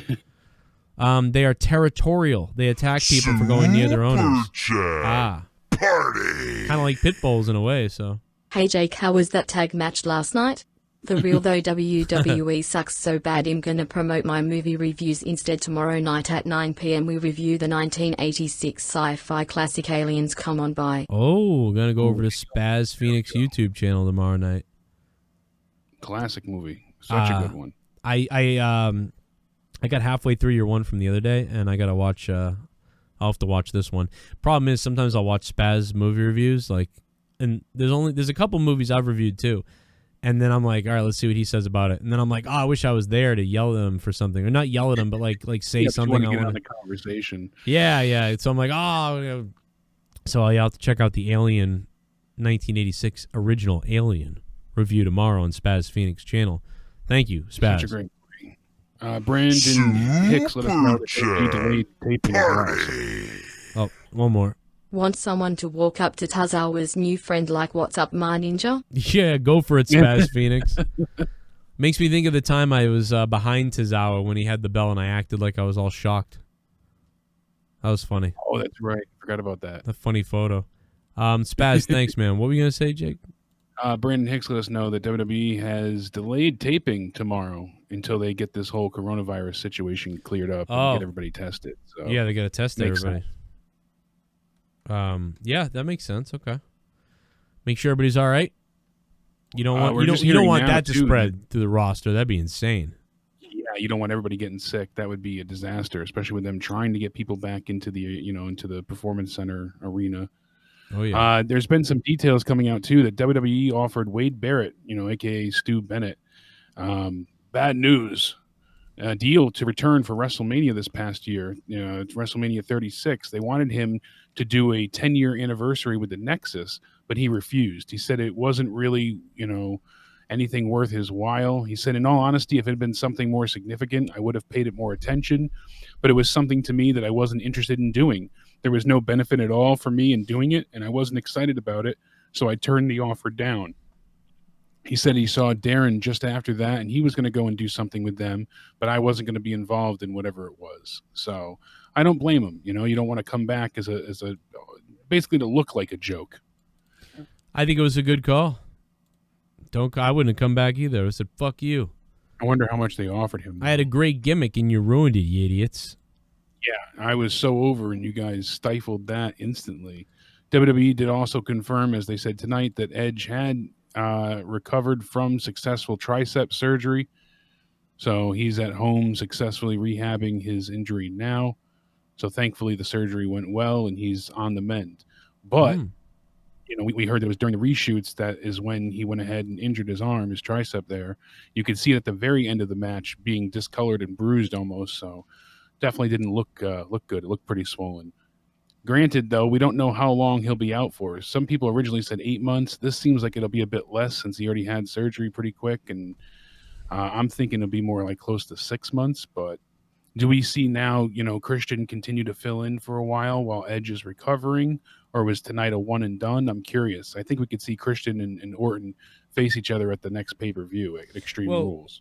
Yeah, and that's kind of what we heard. We heard that Christian was going to face him at the next pay-per-view. And then, so I was surprised to see what we saw tonight. But I guess in a way, I mean, Randy didn't really just beat Christian. Ric Flair low-blowed him. So they gave him the out. And then he punted him. So I think they can get a lot more from these two going forward. That And I appreciate the one more match line being brought up too, because that was Christian's thing for a while after he lost the title to Orton. So, well, and I don't, but unless Christian doesn't want to really be in there wrestling, in that case, that's why they did this tonight without having him to do too much. So it could be that too, but we did hear from a lot of people that it seemed like they were going to have a match, like you said, at Extreme Rules probably or something like that.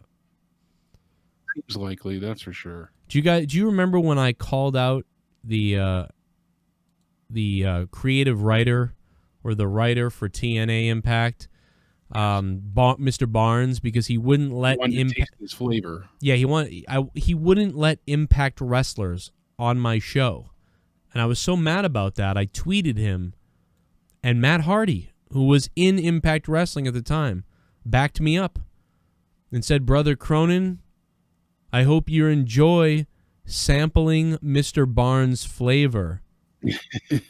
And I don't remember what I said, but didn't I say something about I wanted like Eric? By the way, his name is Eric Barnes. He was the creative or the talent relations guy for Impact. Didn't I say I wanted him to like suck me off or something like that or something weird? And then you said a bunch of stuff. So and then Matt Hardy goes, "Cronin, I hope you enjoy sampling his flavor." It was like, what the fuck, dude? I don't know why, but I came across this today and I forgot how funny you it with is. The wig and the white wig that you had there. Oh my God, you were enraged, dude! I was so mad. You would think that like people would block me after what I did. Like, this guy's insane. Like, they won't come on my show. You fuck. Like, I should. No, they loved it because they were entertained, especially Matt, seeing you taking his gimmick and running with it. I think he really appreciated it. I know when we met him, and he even said that he appreciated the fans making it larger than life. So, oh my God, dude, that was great. I hope you enjoy sampling his flavor. Let's go back to the donos. Oh, it's Cran time, son. I drink Cran 'cause I'm the man. My enemies are the Cran and Lan.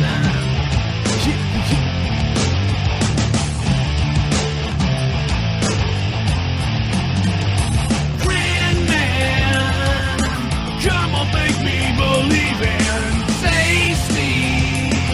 I'm so thirsty, would you answer me?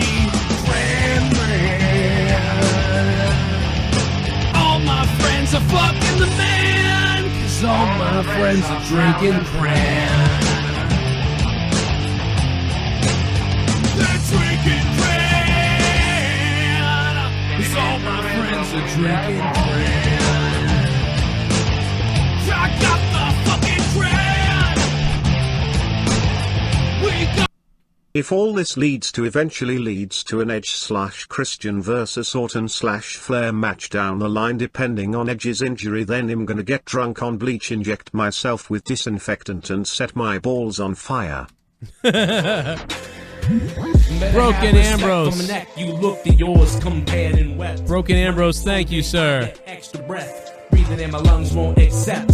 I can put 1,000 cocked on my throat, I still don't choke. Big ass jaw make the girls go, ah, that's the biggest damn neck that they ever saw. Think that's big, wait till you see my bars. Oh no, biggest neck you ever saw. Oh no, your biggest neck you ever saw. Oh no.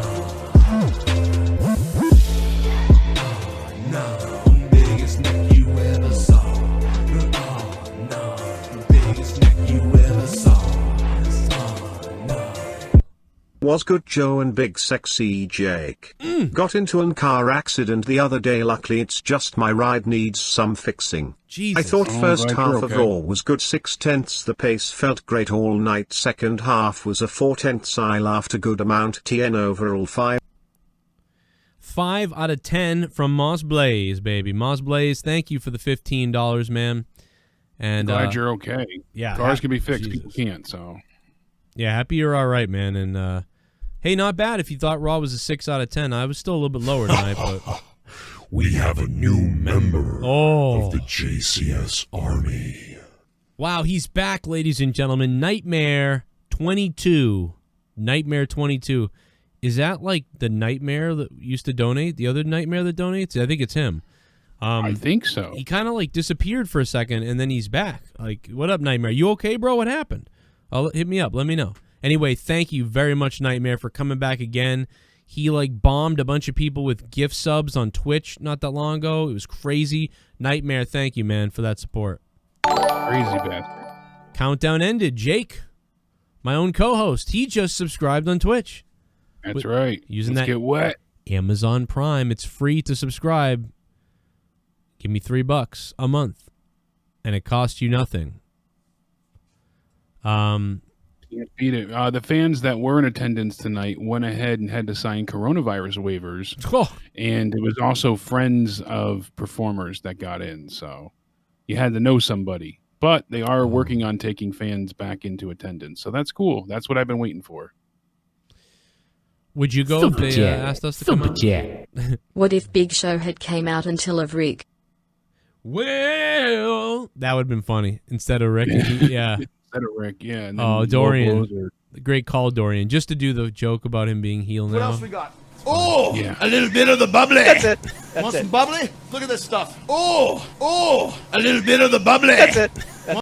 I am Ninja Knee Guy will defeat you in anal combat. Beware of my big black pole of death as I inseminate the pussy of white. Damn. Damn. AJ Adams, thank you for the $3, man. Nightmare, what's up, brother? Damn, that was a Yeah, I would go. quick break, I would certainly risk it and go out and travel. I mean, knowing that everybody doesn't have symptoms when they're walking in, at least they feel well. Yeah. People can always be asymptomatic, but you know, they're taking the proper precautions. Why not? You know, it's something to do, and I wish I I didn't have just to go want to to the stand dentist. for 4 or 5 hours. Yeah, that looks miserable. Oh my God. From sexual Transylvania. He's coming down the aisle. About to come down the aisle. Transvestite from sexual Transylvania. Sexy transvestite from sexual Transylvania. What's up, you motherfuckers? Someone is gonna get their ass kicked. I love that new sound clip. I give Raw a 5/10. Some good stuff tonight. But Jesus Christ, there were really bad stuff as well. Too many black people on the show. JK. Pussy Lips McGee, thank you, man. Yeah, it was a weird night. It was a weird show, but it wasn't the worst. It was... Super Chat. Oh, Party. shit. Hey Joe and Jake, big fan from Rio de Janeiro. Oh Shout my out God. to the JCS Army, much love. Shout out to Pat Patterson, Rio de Janeiro. Worldwide, baby. We are going worldwide. Sharp-nosed gamer. Sharp-nosed gamer, thank you so much for 30 coming in from Rio de Janeiro. I don't know what the dollar amount there is. It's called, I don't know. What are they using? Rubles? What's an R? Ruble? I don't know. Crazy. I gotta look it up. I gotta figure this out. They use the Brazilian real. Oh, okay. Rio de Janeiro uses the Brazilian real. R-E-A-L. Wow, down in Brazil they use. Yeah, they should have known that, but I thought they did something else different there. Huh? That's according to Google. So it could Hell be yeah, crazy. baby! All the way. Network. I mean, we got a lot of listeners down south, but it's like, a lot of Mexico, some Brazil. Well, shout out, man. That's really cool that you're all the way down. I don't think I've ever heard anybody being from Rio de Janeiro, though. I mean, I've heard a lot of people in Brazil, but never in a specific place like that. So that's wild, man. We got people down in Corcovado or whatever that is. Shout out I just to him, tagged you from the WWE Network. They posted an exclusive clip of Randy Orton continuing to. Randy Orton is berating Christian as he's being loaded onto a stretcher in the ring. That sounds And fun. Orton's standing there. He leans over to him and he goes, "Can I help? I just died." That is so damn good. He is spot on with this. I wish they showed this on Raw. I just tagged you in it on Twitter. Yeah. But at the 35-second mark, he goes, "Can I help?" It's the way he says it. It's oh my God. That's why I'm sitting here cracking up. But that's pretty he funny. just continually berates Christian as he's, "Oh, I thought you said I wasn't a threat. I thought you," and he keeps going and going with it. I wish they showed that more on Raw. That was so just damn good for a heel character. Yeah, that's pretty cool. Although it's a little, him and Seth were getting a little close though with their whole it didn't have to be like this. Like it's a little similar. Randy plays it more like sinister, where Seth's is more like creepy, funny. Yeah, Seth is more calculated. Randy's more fast and loose with it. So yeah. Well, anyway, shout and out there's to Randy holding the stretcher for him. He's like, "Can I help? Can I help?" And he's actually holding the stretcher, and it's just, now he can be compassionate because he destroyed him. So he proved his point. Now they're not speaking Spanish in Brazil, Matt. They're speaking Portuguese, probably. He even covers him with the RKO shirt that he wore out and kisses his cheek. Are you serious? Yeah, gotta That's love funny. Orton. When like I said, when he cares and wants to actually try, it's something special. And the funny part is he slapped his leg when doing the punt last night. So who is he to start this whole hashtag leg slap stuff when he did the same thing? Right. Granted, Yeah. I know he was attacking that style of wrestling, that indie style, but still, he did a lot of the same things in his own matches. So I don't really understand attacking that. I could see saying a whole bunch of other stuff about circus, flip-floppity, whatever. But that part of it, that's been going on forever. Jake the Snake Roberts would do that when he would knee somebody, and it looked awesome. So that's a classic thing that's not... I don't understand that criticism. That's just dumb. Yeah. But there's other things. Super chat. John Cone is a legend. John Cone for Hoth 2021. Matt J. Hendricks, Matt the Misfit. What's up, Matt? Yeah, I agree. John Cone is one of my favorite referees now. He definitely is. In all of wrestling, John Cone is great. Super Chat Party. Give Nia Vader mask and turn her loose. Matt Moon, thanks for the $1.99. That's an insult to Vader. I mean, seriously. I get the reference, though, but, Vader would potato the shit out of people. But then he would, he usually wouldn't be picking people up and throwing them the wrong way. But, Lesnar's thrown people more dangerously. But Nia, if Nia was just potatoing people, whatever. You don't even notice it a lot of times. But what Nia does is, fucking crazy. But so I wouldn't even compare she's that. life-threatening, dangerous. And tonight, that's the one thing we didn't talk about yet, is Asuka versus Nia Jax. Ugh. They were competing for the Raw Women's Championship. I like the fact that the referee got involved. That's what we need to see every now and again. Remember when the referees used to have personality and you knew all, we know most of their names just because we do, but back, Attitude Era, oh my God, Earl Hebner. And that was the thing. The referees had their own kind of, mannerisms and gimmicks and characteristics. Well, I mean, I think that goes too far in AEW, to be honest. Well, there is such a thing as too much, granted, but I think they can have a little bit of personality. Yeah, I like John Cone because, I feel like, but every other referee almost, in Kyoto, but they let Kyoto go, right, recently? Yeah, which was travesty. It's crazy. That was the senior referee, Mike Kyoto. He's been there for how long now? Is he coming back? We don't even know. He was there for my whole life, 30 years or something. Exactly. So, but I like that the referee got involved by standing up for himself and essentially didn't screw her with a super fast count, but it was a bit faster, and it gives Nia something to complain about, so she'll get another shot at the title. She was about to be disqualified, and then Asuka rolls her up and didn't make Asuka look great. But I appreciate that they at least had a little bit of something with the referee getting involved. But Nia's just a waste at this point. I don't want to see any more with her. If you had a face and a heel on commentary, you kind of did with Joe, but he's not really doing the heel.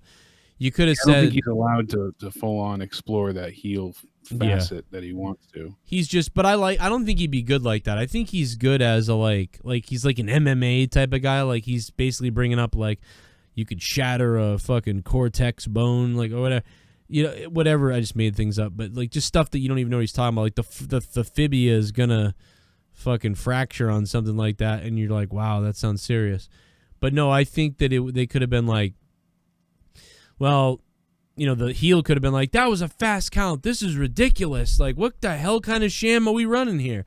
They tried to bring that up tonight, but they didn't really make it sound believable. But the face could have been, maybe they did a little. They did bring it up a little bit, but the face could have been well, no, I think the referee was out of position and he was just trying to make up because Asuka had her pinned for a few seconds, so he was counting fast to maybe make up for the fact that he was late to make the count. Yeah, those little explanations go a long way, but. And then they could have argued about, the referee, obviously counted fast because he was upset that she shoved him, and he's supposed to be impartial. Well, he was about to disqualify her, so either way she would have lost the match. Take your pick. Yeah, but that's insulting how she lost the match, and that's the point. This referee wanted her to be insulted. That's wrong, and they could have fought about it. But whatever, that's another. And I know we said this ad nauseum, Joe, but it is the truth. So long as it doesn't matter who it is. We could have the very best announcers. We could go to a lab and take the DNA from every great announcer ever and make the ultimate announce team, and they still wouldn't be able to live up to their potential. So long as they're speaking Vince's words, that's the problem. Vince is telling them what to say and scripting them, and they don't get to ever delve into their personalities and let that flow through the microphone. Instead, we have to hear his stupid little, for the love of all mankind, scripted events. So, yeah, kind of ridiculous. It's weird because all these other great announcers that have worked before for so many different reasons, and how does he not understand that worked before? I don't know. And that's the funny thing. And Broken Ambrose said Kyoto started with WWE in 1989. So that's a hell of a career, 31 years, And out of nowhere. Such an unceremonious ending. Still got to get him on. I think that he's hiding almost because he thinks he's going to get brought back, which he might. You know what I mean? This might be a whole COVID thing why he's gone.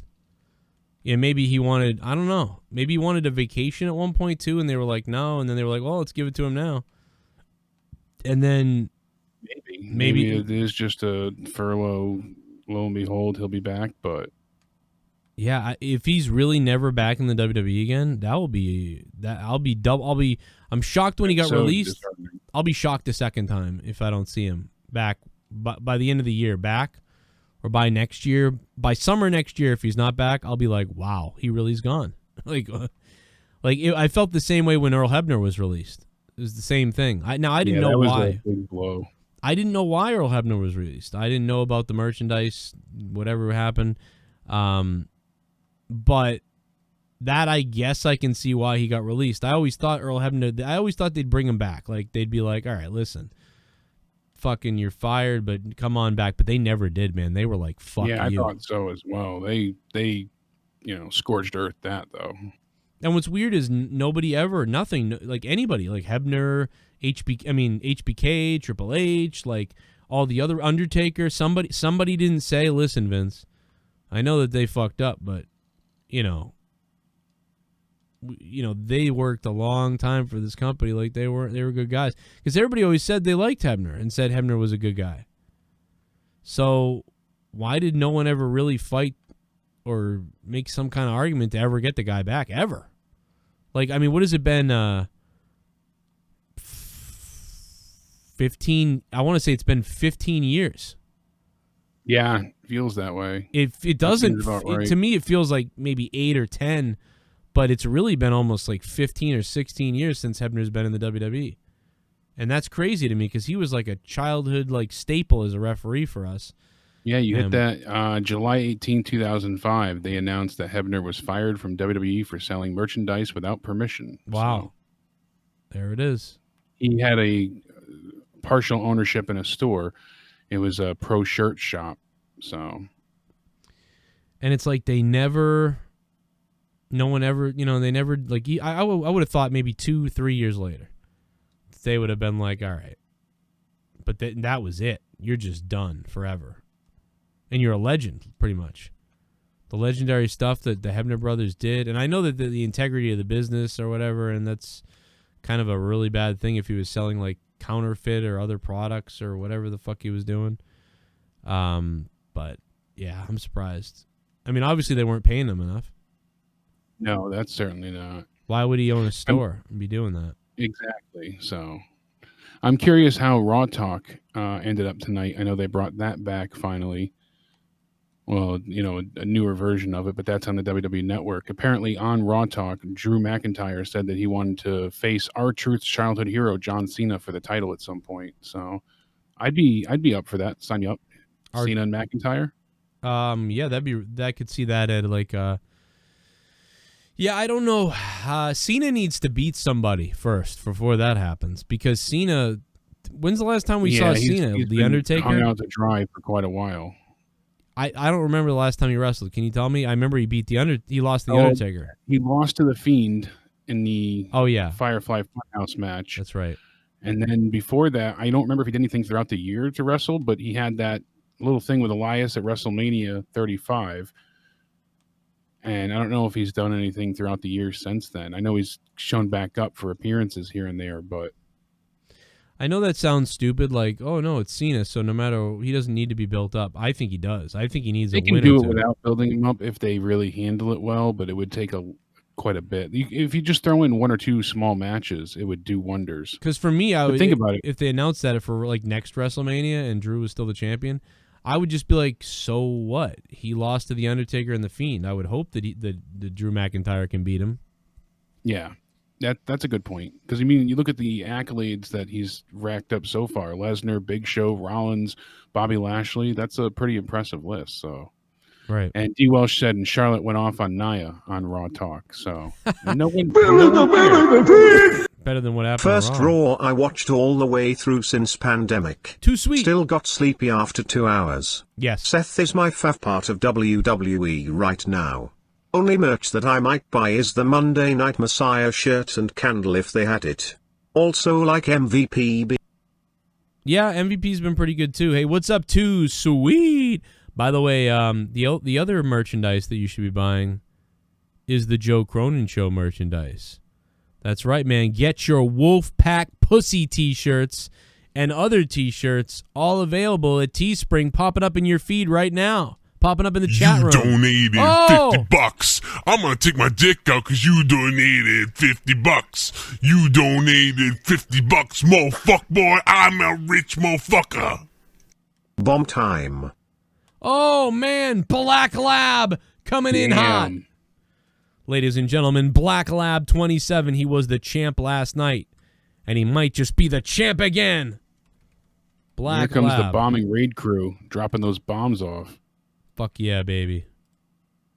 Thank you guys for that. Again, man, back-to-back nights. What do you got to say about that? I play games where you get fucked to death. Oh, Jesus, relax. I hate your fucking guts. I'll kick your ass, motherfucker. I love that guy watches Monetize This. I got to get that guy to record more crazy shit. As that was... I hate your fucking guts. I'll kick your ass, motherfucker. Motherfucker. I love that guy. I would You donated oh my 50 God! bucks. Damn. I'm gonna take my dick out because you donated 50 bucks. You donated 50 bucks, motherfucker boy. I'm a rich motherfucker. Holy shit. Hashtag bombing raid crew. We're here. At Black Lab 27 at Broken Ambrose and myself. Thank you, boys. The fucking bombing raid crew is here. Sometimes they compete against each other, but sometimes they're just here to drop bombs together like it's a coordinated attack on a foreign country full of non-whites. It's unbelievable stuff. Unbelievable, D. Welsh. Shut up, you filthy animal. No, he's not a filthy animal. He's amazing, D. Welsh is. / D. Welsh. Let's put him on your co-champs right now. D. Welsh and Black Lab. They are the co-champs. We are talking about WWE Raw, and we're still talking about it, and we're going to go back to the calls. If anybody wants to call 339-226-6610, and we'll play as many donations as we can if they are any more. Give it a hell yeah! Thank you. We should start a JCS casting couch and Jake should be the one filming. Ooh. Yeah. Well, but then you're I'll- gonna miss out on his thumb hold special if we do that, though. I can hold the camera with one hand. Yeah, Jake could hold that camera. I'm concerned about getting COVID going to the dentist, man. I don't want to go to the damn dentist. They're all over the You'll place. be I'm going Wednesday morning at 8 a.m., which is not a good time for me. But it was the only day that my dentist had. I don't function well in the morning either. Nope. And that's been all my appointments. Asked early in the morning, and it's like, So what I'm same thing doing, tomorrow, it sucks. I think what I'm going to do potentially is I'm either going to have to stay awake or I'm going to stay at my mother's house, which is right up the street from the dentist, because that's 40 minutes away from here, but about... This way you don't have to leave even earlier. Yeah, because I would have to leave at like 6:37 to get there for 8, whatever. So I don't know yet. Or I'll just stay up all night Tuesday. I don't know. Or I'll go to bed. I don't know. Maybe I'll just go to bed and wake up. I don't know. It's called... I'll do whatever I have to do. I got to get there, so... It just is going to be rough. It's going to be weird. I'm not used to getting up at like 7 or 6. I can be up already. But whatever I got to do, because I got to get this tooth fixed. Now, what's weird is they were like, oh... When I talked to my dentist, he was like, oh, yeah, come in and, forget that other dentist place. Come in here. If we got to pull it, we'll pull it. You know what I mean? $300, whatever. We'll pull it if we got to... And then he pulled Leah's tooth. He's the one. He pulled Leah's tooth. So I was like, all right, she said it was quick and not bad at all. And I'm like, really? All right, well, I'm going to do that too. But then when I called the other day, his wife's the nurse lady or whatever, the helper lady. And she was like, well, we won't pull it because COVID right now. We'll send you to the surgeon. And I'm like, what? I was like, he told me that you guys would pull it, So I was like, I don't want to go now because I'm getting it pulled. My wife got the same tooth pulled in her teeth. If you think that I'm going to spend $2,700 on getting this one tooth fixed, which is how much it cost, $2,700. If I spent $2,700 on getting the back tooth fixed of my teeth, and yet my wife was forced to have it pulled, I would be a douchebag piece of shit. So basically, I said that to him. I was like, listen. Front tooth, I would say, all right, you got to fix it because people can see it. But being in the back, yeah, you can still chew. It's not really going to affect anything. You don't need it. You're fine. Right, and that's what I'm saying. It's like, listen, my wife doesn't have it. That's the principle. Yeah. So you it is very quick too. It shouldn't be painful at all. Once they numb it up, you're good to go. It just usually slides right out. And the thing is too, it is odd that the nurse/wife went ahead and said, "Oh, we probably." But if he told you outright, like, "Hey, yeah, come in, we'll pull it," then I imagine he's going to pull it. Yeah. So I said to him, "Do it for you." I don't know why she would say something different, but I guess it don't. doesn't Well, probably because I think they're all salesy fuckers. Like all these dentist offices are like used to being like, nope, you got to save the tooth because that's $3,000 for them.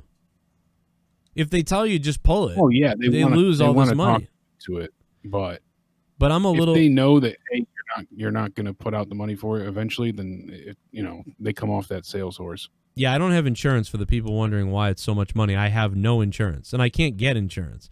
And if I want insurance for my family, it's $1,500 a month. So we don't have anything going yet. But so the point is though so I called him this morning and I'm like, hey, like your wife said this, you said that. I'm a little confused.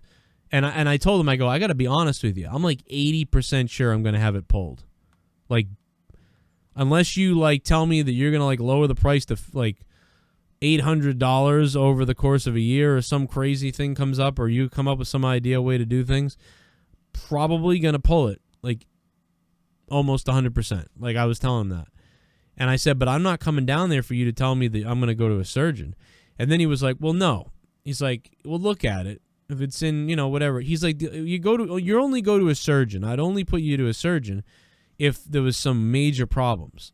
Like I'm assuming that like if it was like super infected and fucked, you know what I mean? They would be like, all right, you got to go to a surgeon. So he was like, but 75% of the time I'm going to pull it myself. It shouldn't be a problem. So I'm like, all right, well, that's different. So you're saying that you could pull it. He's like, yeah. I'm like, all right, because I'll do that. But I'm not going to no surgeon some other place. Like, I'm fucking freaked out over COVID. Just fucking pull my tooth. Because I already went to a different... I imagine you do it right there in the office. You'll be all right. I already went to a dentist office the other day. And then they were like, yeah, come back on June 23rd. And I'm like, I'm not waiting till June 23rd. My fucking tooth is killing me. Like, did you look at my tooth? Like, what the fuck? Like, pull my tooth. Well, once he sees you in person, I think they'll know. They'll see how bad it is. And make sure you just tell them, it is. You can't wait any longer, too. Make sure you kind of make that clear that hey, if you're telling me to go to the hospital, I'm not going to go in because I'm already going to get charged to come here. Then I got to get charged again to go to the hospital. You can be not pushy, but reasonable.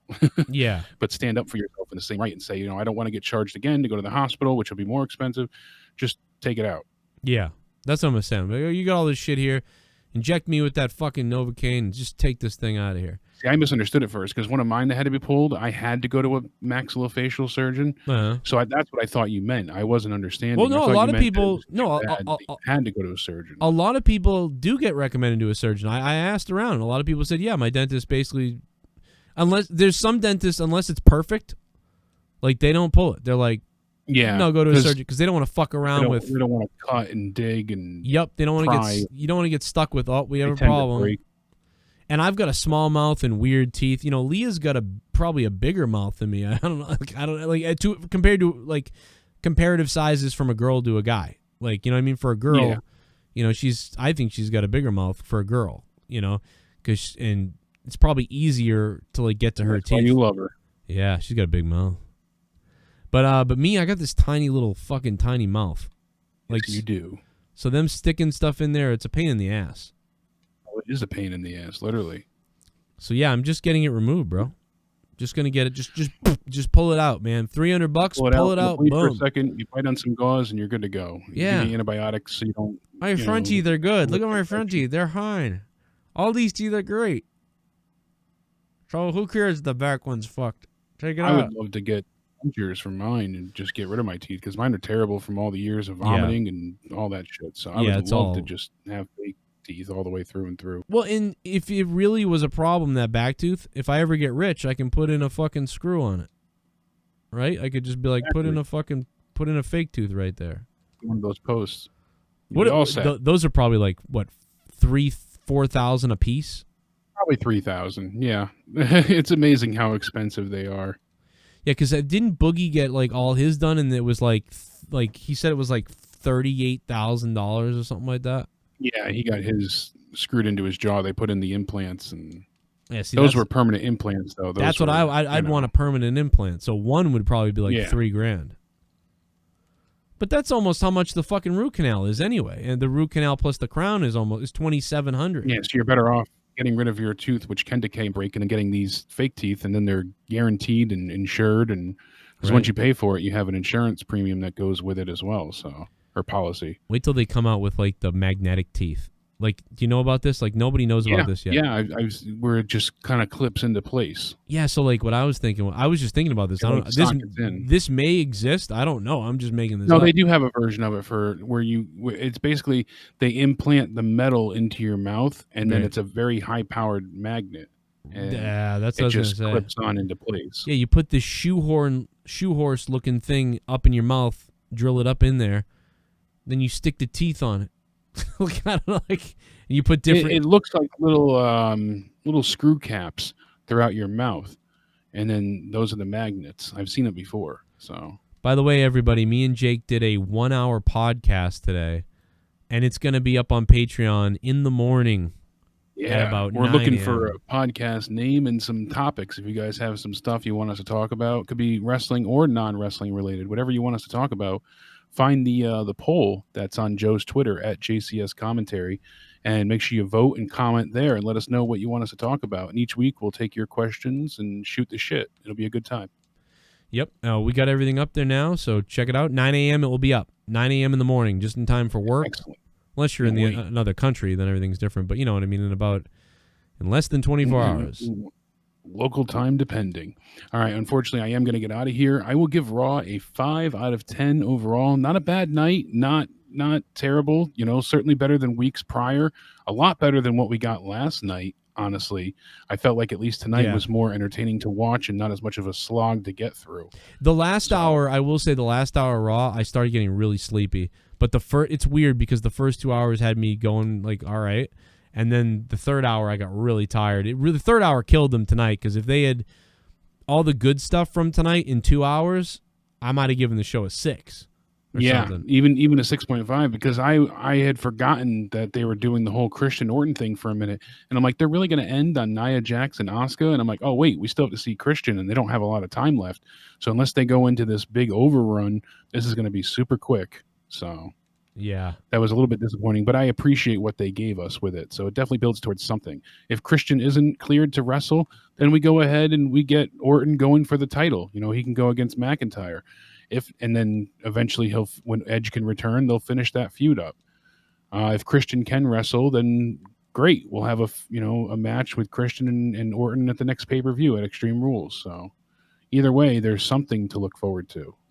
Yeah, it's something. I agree, it's something, and I'd probably go 5 out of 10 as well. I was gonna maybe go 4.5, but I'll go 5 too, and I'll just give them some kind of credit for something. Those backstage. Oh, unfortunately though, they had like 1 or 2 backstage segments that I thought were pretty good, but then they had 3 or 4 just horrific ones. Yeah, and the rest of them just sunk that ship. They here in the big show, you singing about hey wanting the smoke, forget it. Yeah. Worst was that's painful to sit through. It was ugly. I want to see Vince McMahon suck somebody off in the back. All right. Good night, Jake, man. You have a good night, brother. Love you. Thank you so much. I got to be up early. I got to go and tackle the doctors again, but I will talk to you all soon enough. I'll see you Wednesday for the AEW review. See how privileged I am, man? I get one dentist appointment, and I'm freaking out over COVID and all these things. You go to the doctors twice a week. Sometimes daily, yeah. Yeah, see, like, I'm just... Danny's been doing the injections for me that I've had to get done. They taught her how to do it, so... Really? I did my dad's insulin sometimes for his diabetes when I was about 7 or 8. Yeah, she's doing the hormone and testosterone and all that fun shit, so... Whoa, that's weird. Yeah, right in the ass cheek, a little above it. Oh, poor kid. Whoa. That's, yikes. Torture for life. Well, you're going to get arrested. Not yet. All right. Culpable deniability. All right, everybody. Have a great night. Thank you. Good night, man. Mwah. Sexy kisses. Keep it hard. Keep it hard, Jake. I'll take some more calls, though, if you guys want. Shut up, you filthy animal. Good Lord. You donated 50 bucks. I'm gonna take my dick out because you donated 50 bucks. You donated 50 bucks, motherfucker boy. I'm a rich motherfucker. Whoa. Incoming. Like I do in your mom's. Whoa, Broken Ambrose. Good God Almighty, Broken Ambrose drops a Broken Ambrose bomb. And that is, wow, I guess I'll add Broken Ambrose to this tie. That's 3 guys, all with $50 drops. The bombing continues. Thank you, Broken Ambrose. Thank you, Black Lab. What's up, Tommy? Not much, Joe. How are you guys doing tonight? We're doing good. We're just waiting for Tommy on Monetize This. That's what we're waiting for. No, I'm just kidding. Last week was funny. No, but what's up, brother? Not much. I did watch a little bit of Raw. It kind of bored me, and then Crystal called me, and then I kind of shut my TV off, and then finished talking with her. You mean you had phone sex?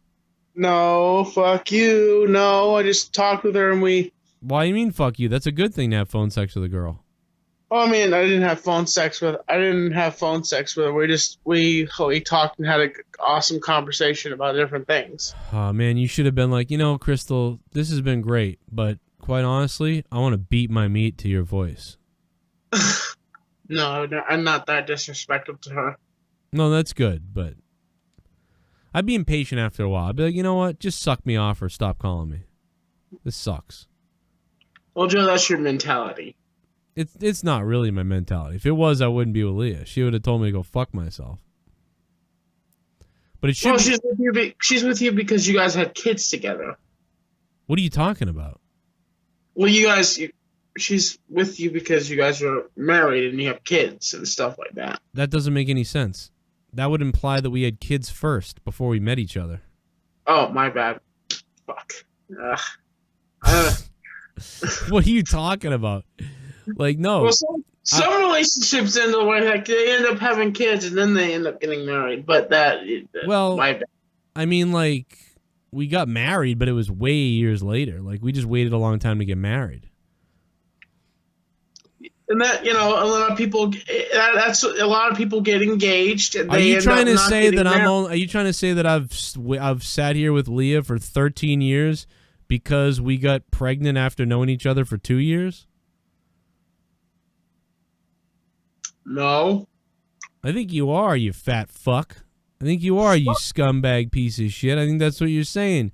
No, you I wasn't fucking trying to. virgin I'm just saying that you two motherfucker. are a happy couple. Like me and Crystal are good friends. Like we're never gonna be boyfriend or girlfriend or dating. All right. Well, I'm just saying, man. I'll tell you what, man. If I didn't like someone, I wouldn't be with them. And I'll tell you what, if Leah didn't like me, she wouldn't be with me. How the fuck could you ever put up with me? But no, man. She was with me for a couple years, and then we had a kid, and we were like, yeah, I love you, so let's do this. Well, that's a good thing, man. I'm glad that you guys have that. Yeah, I mean, marriage is all bullshit. It's all just dumb. You get married, you don't get married. It's all just bullshit. Just signing half of your shit away. But we did get married anyway because we decided, like, oh, let's do that now. But, Well, technically, if she was to divorce you now, and you guys have an annulment, don't you? Like, because... No. So that means if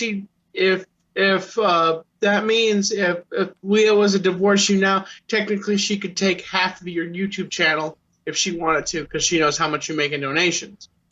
Sure. But she wouldn't do that. Are you sure? I only married her 2 years ago, right?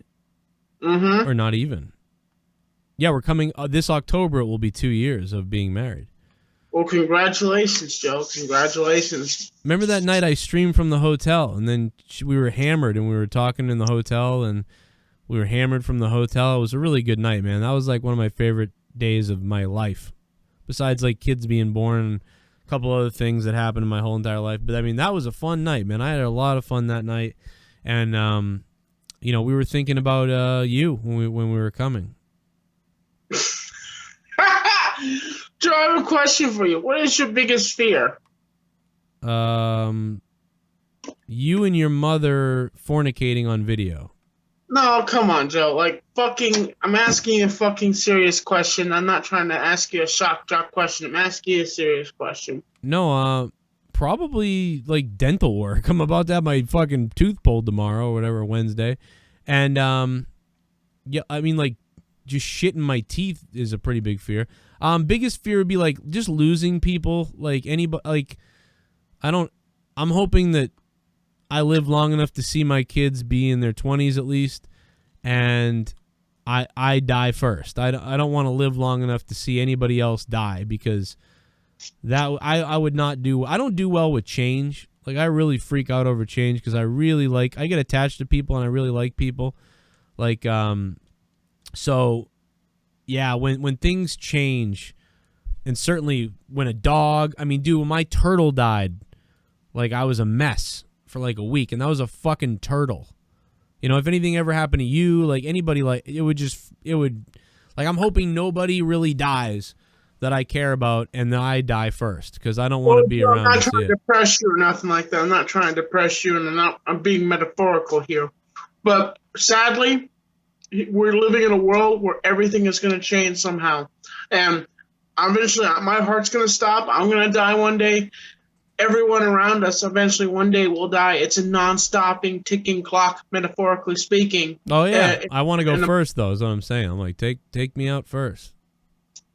That's all. Well, here's the thing. Like, if you go, that means there'll be no Joe Cronin for the people to speculate about. There'll be no Joe Cronin to people to talk about his wrestling reviews. There'll be no one that will do wrestling reviews or monetize this. Well, you know, there'll be others, but unless your kids decide one day they're like, oh, we want to do what our dad does, and they, one of your kids decides that they want to do your YouTube channel. A million of these other wrestling guys basically took the fucking title I used to use, and they all do them now. So there's plenty of them. But Tommy, I'm basically talking about, like, 12 years from now, 12 years and after, like 20 years, 12 years. That's what I'm talking about. I'm talking about, like, I'm 35 right now. I don't want to be 45 and then somebody around me dies or people around me die. I want to be like, I'll die. Get me to 60. God, please, somebody, or whatever's out there and whatever's out there and whatever's there. I mean, I don't believe in any of that anyway, but I mean, it's all just chance bullshit. But, I hope I get to 60. If I can get to 60 and then I'll be the first to go, I'd be happy with that. That'd be really good, because that'd be 30 years from now almost. So my kids would all be all full adults and way grown, and probably have kids. So, like, whatever. Like, it just get me there. So my biggest fear is, like, yeah, losing anybody, like any one of my kids, or, like, Leah, or my things like that. Even my mom, I don't want to lose, for a while. Give me a little. My mom's older, but give me a little while. I need a little more time before people start dropping that are really close to me. So, well, my two biggest fears are being alone and being dead, dying, and being forgotten. Those are my two biggest fears. Being forgotten? What do you mean by being forgotten? Like at a bus stop, someone forgot you there? Well, yes, like I've had those fears where I'm with somebody, and like I have a fear that they're gonna jump in the car before me and just take off and not know I'm with them, and then I'm stuck somewhere without getting a hold of somebody. That's one of my biggest fears. Is like also getting places on time, like getting on an airplane. Like, say if I have to be on an airplane, I have to be somewhere at a certain time. Even though with my disability, I am so fucked up. Like, even when I get in the airport, I'm in a sweat. Like, I'm in such a sweat. That's I believe that, because you suck at time. You have no idea what you're doing with time. I totally believe that. Yeah, I get that. But I can't stop picturing you, like, being left at a Toys R Us crying or something. Like, I don't know, dude. But no, there's no more Toys R Us anymore. But you know what I mean. But yeah. Well, I mean, not Toys R Us, just anywhere, like say on a road trip, or just like anywhere being left somewhere and forgotten. That's just one thing I don't want. Is that going to happen to you? Like, you're going to be hanging out with friends and they're going to leave you somewhere? I mean, I don't know. I just like it. Sometimes, you find yourself in situations where maybe those people don't like you and they didn't want to be around you anyway, so they would do cruel things to you. And, Jesus Christ, who's done this to you before? Who has done this to you? When I was a kid, I lived on my dead end street, and I would hang out with some of the neighbor kids, and they didn't like me apparently. I didn't know that. So they would try to get me to eat dog food. They would try to get me to step on dead raccoons that were in the canal. Oh my God. That drowned and like on the flood waters and shit like that. They would always try to fuck with me all the time when I was a kid. Jesus Christ. I mean, listen, I get that because that's what kids would do with, Tommy's like he won't understand, so tell him to do this. I get that. That's kind of fucking crazy though. But you really think that people would do that now in adulthood? Possibly, I sometimes don't trust people. Sometimes I trust people at a certain extent as long as I've known them, but sometimes I don't trust people. Like they're going to try to, sometimes people will try to fuck me over or try to do something, like weird or something like that. But people don't do this stuff when they're adults. Like this is all stuff that like little dumb kids do. Well, you'd be surprised. Adults can be cruel too. Well, but wait a minute. So when have they done it to you? Oh, no, nothing recently, but sometimes I have a leering eye about things. But nothing's happened, though, as an adult. Because nobody would, unless you're telling me this has happened as an adult. No, I haven't been, and also one of my other fears is being locked in the bathroom. That's another one is. I was actually locked in the bathroom as a kid one time, accidentally, and I managed to get out somehow, but that happened to me as a kid. Jesus Christ, you have all these fears that are illogical at this point in your life from when you were a kid. Well, things still sometimes follow you as a kid sometimes. Things kind of follow you sometimes from your childhood into your adulthood, and so they're still kind of lingering in your head. And this is traumatic shit. You can't deny this yet. You've probably been sitting in your room and you probably have a conversation with yourself. Am I right, Joe? I can't deny that I've been in a room by myself having a conversation with myself. Yeah, because lots of people do that. I've done that with myself also. What exactly do you mean by that? Like, say, Tommy, you're an idiot. What the fuck? You need to fix this, or something like that. Sometimes I will actually metaphorically be speaking to myself because I'm stressed out. I mean, I have those things in my head where I think about, what the fuck am I doing? And why did I do this? What the fuck am I doing? Or, why did this happen? What the fuck is going on? But I don't sit there and have a conversation with myself like I'm two people. That's called schizophrenia or fucking multiple personality disorder. I'm not schizophrenic. I'm just, I just sometimes, I'm by myself a lot. So I have time to myself a lot. Well, you just outwardly talk to yourself. That's all you're saying. Everybody has they start thinking in their brain about what they're doing or what they're saying or what the hell happened. That's fine. But I think what you're saying is you're doing it outward. You're not just doing it inner, you're doing it outer. But you have to say the words out loud to yourself for some reason, which is weird to me, but I don't do that. No, I've never sat there. But I mean, there's been a time or two where something crazy or something, and I probably looked at myself in the mirror and was like, what the fuck are you doing? What do you yeah, I mean, everybody I guess does that. But if you're having conversations with yourself all the time out loud like you're two people, that's weird. There was a guy, I'll tell you a funny story.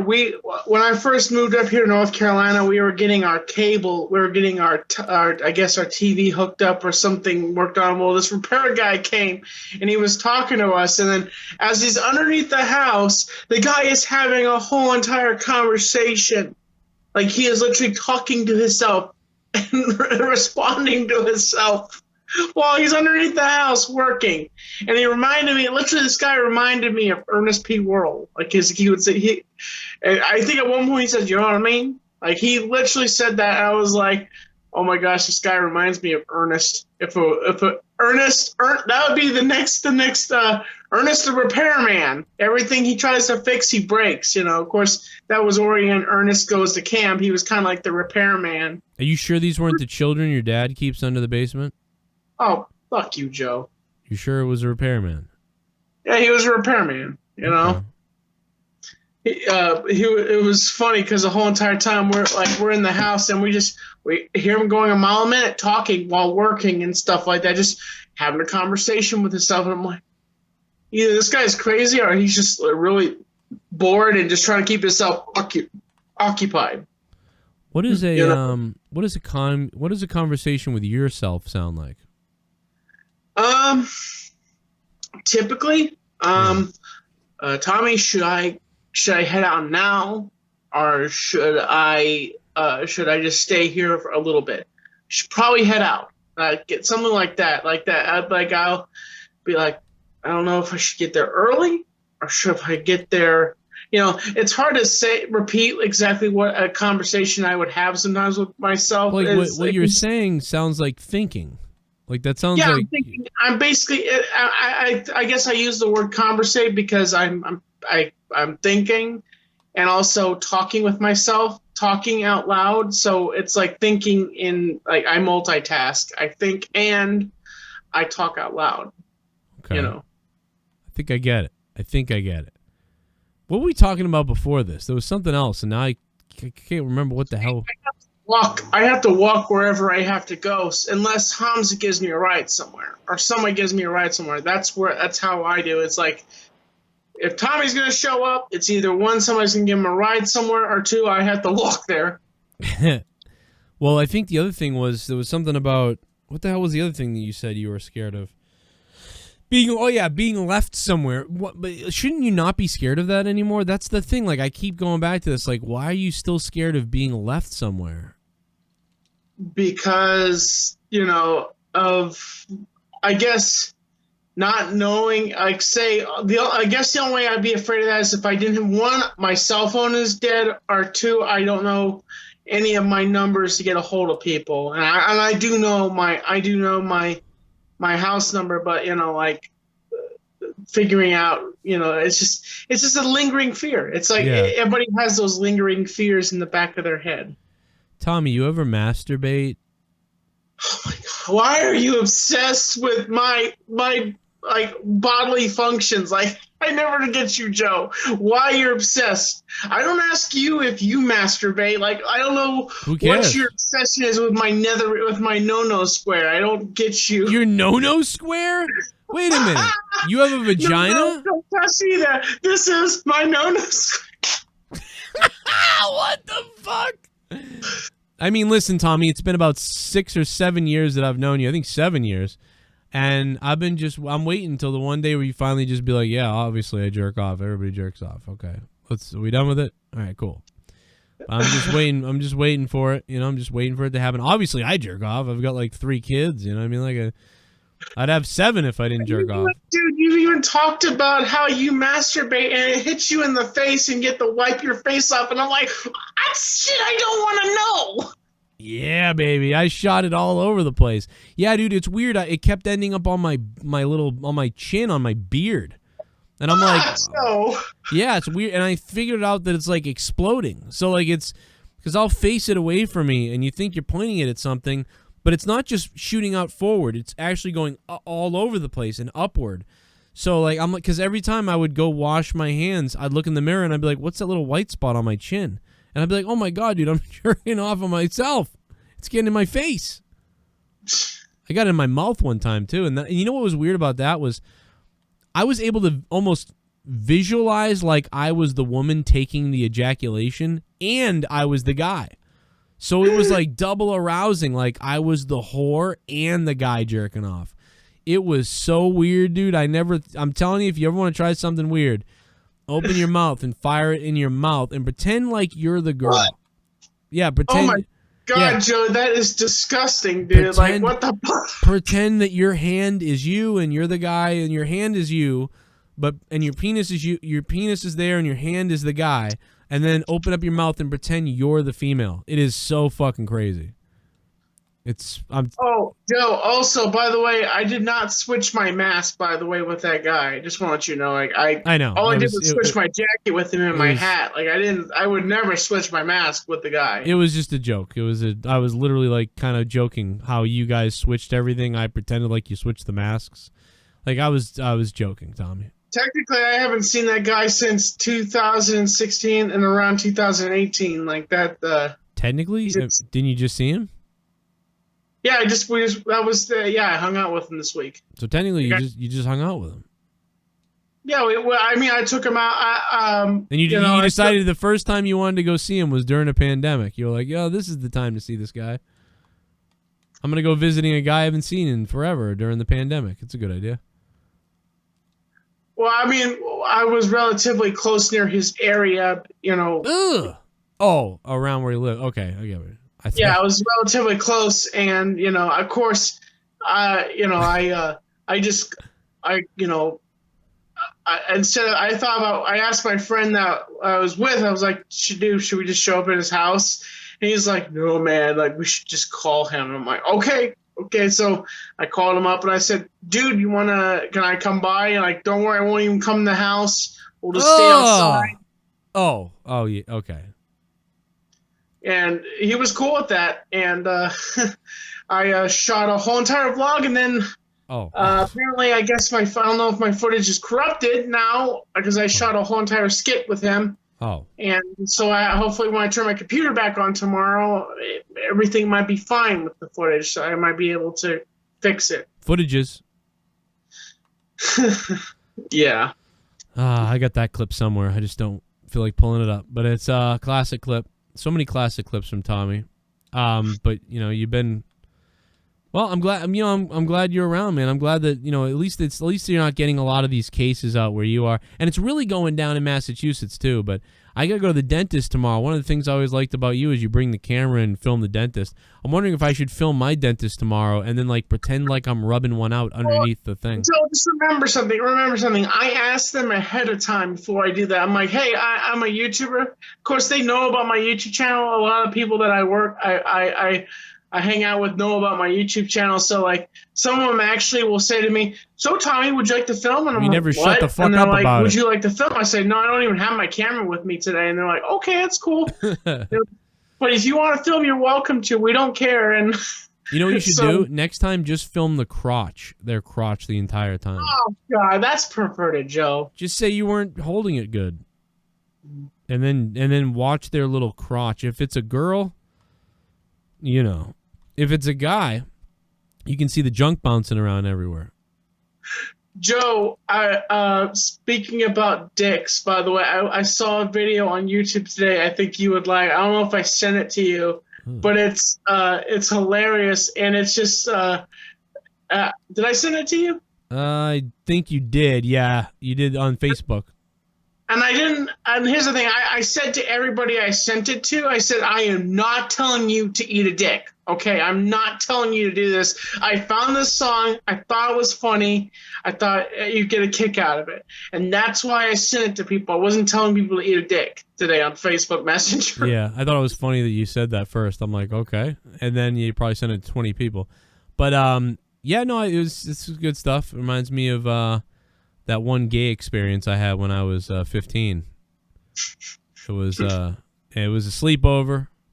His name was Max, and I guess I don't know, man. I woke up and he was in me. It was just like, what are you doing? I slapped him. That's rape. You were raped, Joe. Really? You think it was? He didn't have his consent. That's rape, dude. Really? That's rape. You think that I was raped then? Yep. That was not experimental. Experimental is where another dude and another dude are like together, and like they're like, yeah, I don't know if this is gay or not, and they do it. And so he didn't have your consent, and he kind of came on you and like was doing that to you. Yeah. So that's rape. Well, I get, kids being kids. I was just like, that's fucking weird, dude. Stop or whatever. And he was like, all right, and poked a hole in I mean, it was, my ass didn't feel right. Like it was like, this ain't where this goes the other way, dude. Get out of here. And but it was weird feeling another man's flesh, like in my pink hole, like where my pincher is. Jeez. Do you think I should? Do you think I should bring that up like nowadays? Do you think I should? Because he's on my Facebook still, and he's got kids. Well, what's in the past? As Elsa would say, let it go, let it go. The past is. Oh my God, I'm kidding, Tommy. I was never raped in the ass by another guy. Oh, fuck you, Joe. Like that's I can't believe you believe that. That was great. Yeah. Oh man, I just left you at Walmart right there. No, but it was was pretty good, Tommy. But no, Tommy, I thought Seth Rollins was hilarious tonight. I don't know if you missed the Seth Rollins part, but dude, the Seth Rollins part of Raw, the whole thing, the interview in the back, and then when he came to the ring, to me was hilarious. Like I actually liked it. I find him to be awkwardly strange now with this new character. Like I find him so, like I when I look at him, I just say. Yeah, like he just looks like he's up his own ass. Well, to me, like he's so creepy and weird now that it's hilarious. Like I don't know why, but it's funny as hell to me. And when Dominic hit him tonight, I was fucking crying, dude. I thought it was the funniest shit. But when he was a face, I thought he sucked. I thought it was just like, oh, this sucks. I mean, when he defeated the Beast, when he took down Brock Lesnar, I thought that's when I liked him. Well, no, he was good then. He was running well then as a face, but he's a solid dumpster fire right now, in my opinion. Oh man, see, I love him now. I thought he was bad like 6 months ago when he was like, "I'm gonna go in there, burn it down," like, and it was like so horrible. But this is funny as fuck to me, Tommy. Did you see it tonight? I bits and pieces of it, and then as I told you, I was watching some of Raw. I don't think maybe you wouldn't get the humor that I'm getting. Like I'm getting like. Here's the thing. I chuckle. I like there's moments like where the wrestlers will make a face or they hit the ring a certain way, and I'll just like chuckle about it and laugh my ass off. Like or they're going or something like that. Tommy, I gotta tell you, bro, the clips I have tonight between you going, I went to his house, he let me come. Like, I have so many clips, like, right now. Like, Joe, why do you always have to do this to me? Why do you always have to clip me? I don't know. I'm gonna call you the Joe Cronin clip show, like other shows that I go on. You got so clippable. Like, everything you do, like, ever since I met you, it's been like this, though. It's like, man, that Tommy, what he just said right there is a riot. Like, you're hilarious. Like, without even knowing it. It's great. But no. Or what is it like Jim Carrey where he tries to do his impressions like, oh, let me do somebody. Oh, buddy. And he's like. Yeah. What? You haven't seen that one stand-up where he's trying to do impressions, but it's just the same face over and over again. He's like, here's Robin Williams. Oh, yeah, I've seen that one. You know, like, inexplicably, did you hear that just recently they just released some information about that dude that said that killed himself but actually was murdered? About Robin Williams? No, the other dude that was all about like the molestation and stuff like that. That one dude they said that killed himself but didn't kill himself, that he was murdered. I don't know what dude you're talking about. You gotta tell me his name. Oh, this person didn't kill himself. Are you talking about Epstein? Yeah, Epstein. Apparently, Jim Carrey was on the registry on Epstein's airplane. A lot of people were. Donald Trump was. The Clintons, Donald Trump, I think. Tons of people. Bill Gates. Everybody and their mothers went to that place. Jeez. And it was, they had a bunch of kids there and shit. Like, but we don't know if every single person that went to the island was there for pedophilia and children, or if they were just there for a good time and the guy threw good parties. And one of the things he also did on the side was hook people up with kids. So we don't know. I don't know if we can assume everybody that went to the island touched kids, because if we did, that would be very scary, because the amount of people that went to the island and who they are, that would be very terrifying. I hope to God that it's only like a few percentages of those Hollywood scumbags that did it, but even so, it's too late anyway. It already happened, so it's gross no matter what. But yeah, man. Joe, what are you doing tomorrow? Well, I'm gonna go hunting with Leah. Me and Leah going hunting. We're guaranteed a deer. You're seriously going hunting? Yeah, Leah, me. We're gonna take Gavin because he's old enough now. We go to Blue Hills out here. We've never been as a family, and so many other people do it. So we're gonna go. Are you fucking with me? Are you fucking with me? Because I know how you try to pull me in sometimes, and you try to fuck me. Like What? Because earlier you try to pull me in. I try to pull you in and fuck you. Like you try to fuck me over fuck with me all the time. So I'm trying to tell if you're trying to fuck with me. I'm not. I don't want to fuck you. Yeah, I am fucking with you though. We ain't going hunting. What are you talking about? All right. Okay, yeah, I knew it. I fucking knew it. I knew it. I son of a bitch knew it. Oh my god, dude. Anyway, Tommy, why? What's up? Tomorrow is Throwdown at night. I'll be on Throwdown at 10 p.m. and then during the day, maybe a couple clips. I don't know. I'll release some things. Why? I was gonna publicly ask you if you wanted to do Honestly tomorrow because I am off tomorrow. Oh yeah. Well, let's see if we can do it. I think we can do it tomorrow. That'd be good. That'd be great. Me and Jake got a podcast coming out at 9 a.m. Then maybe me and you can do that. I don't know. Awesome. Everybody wants us to.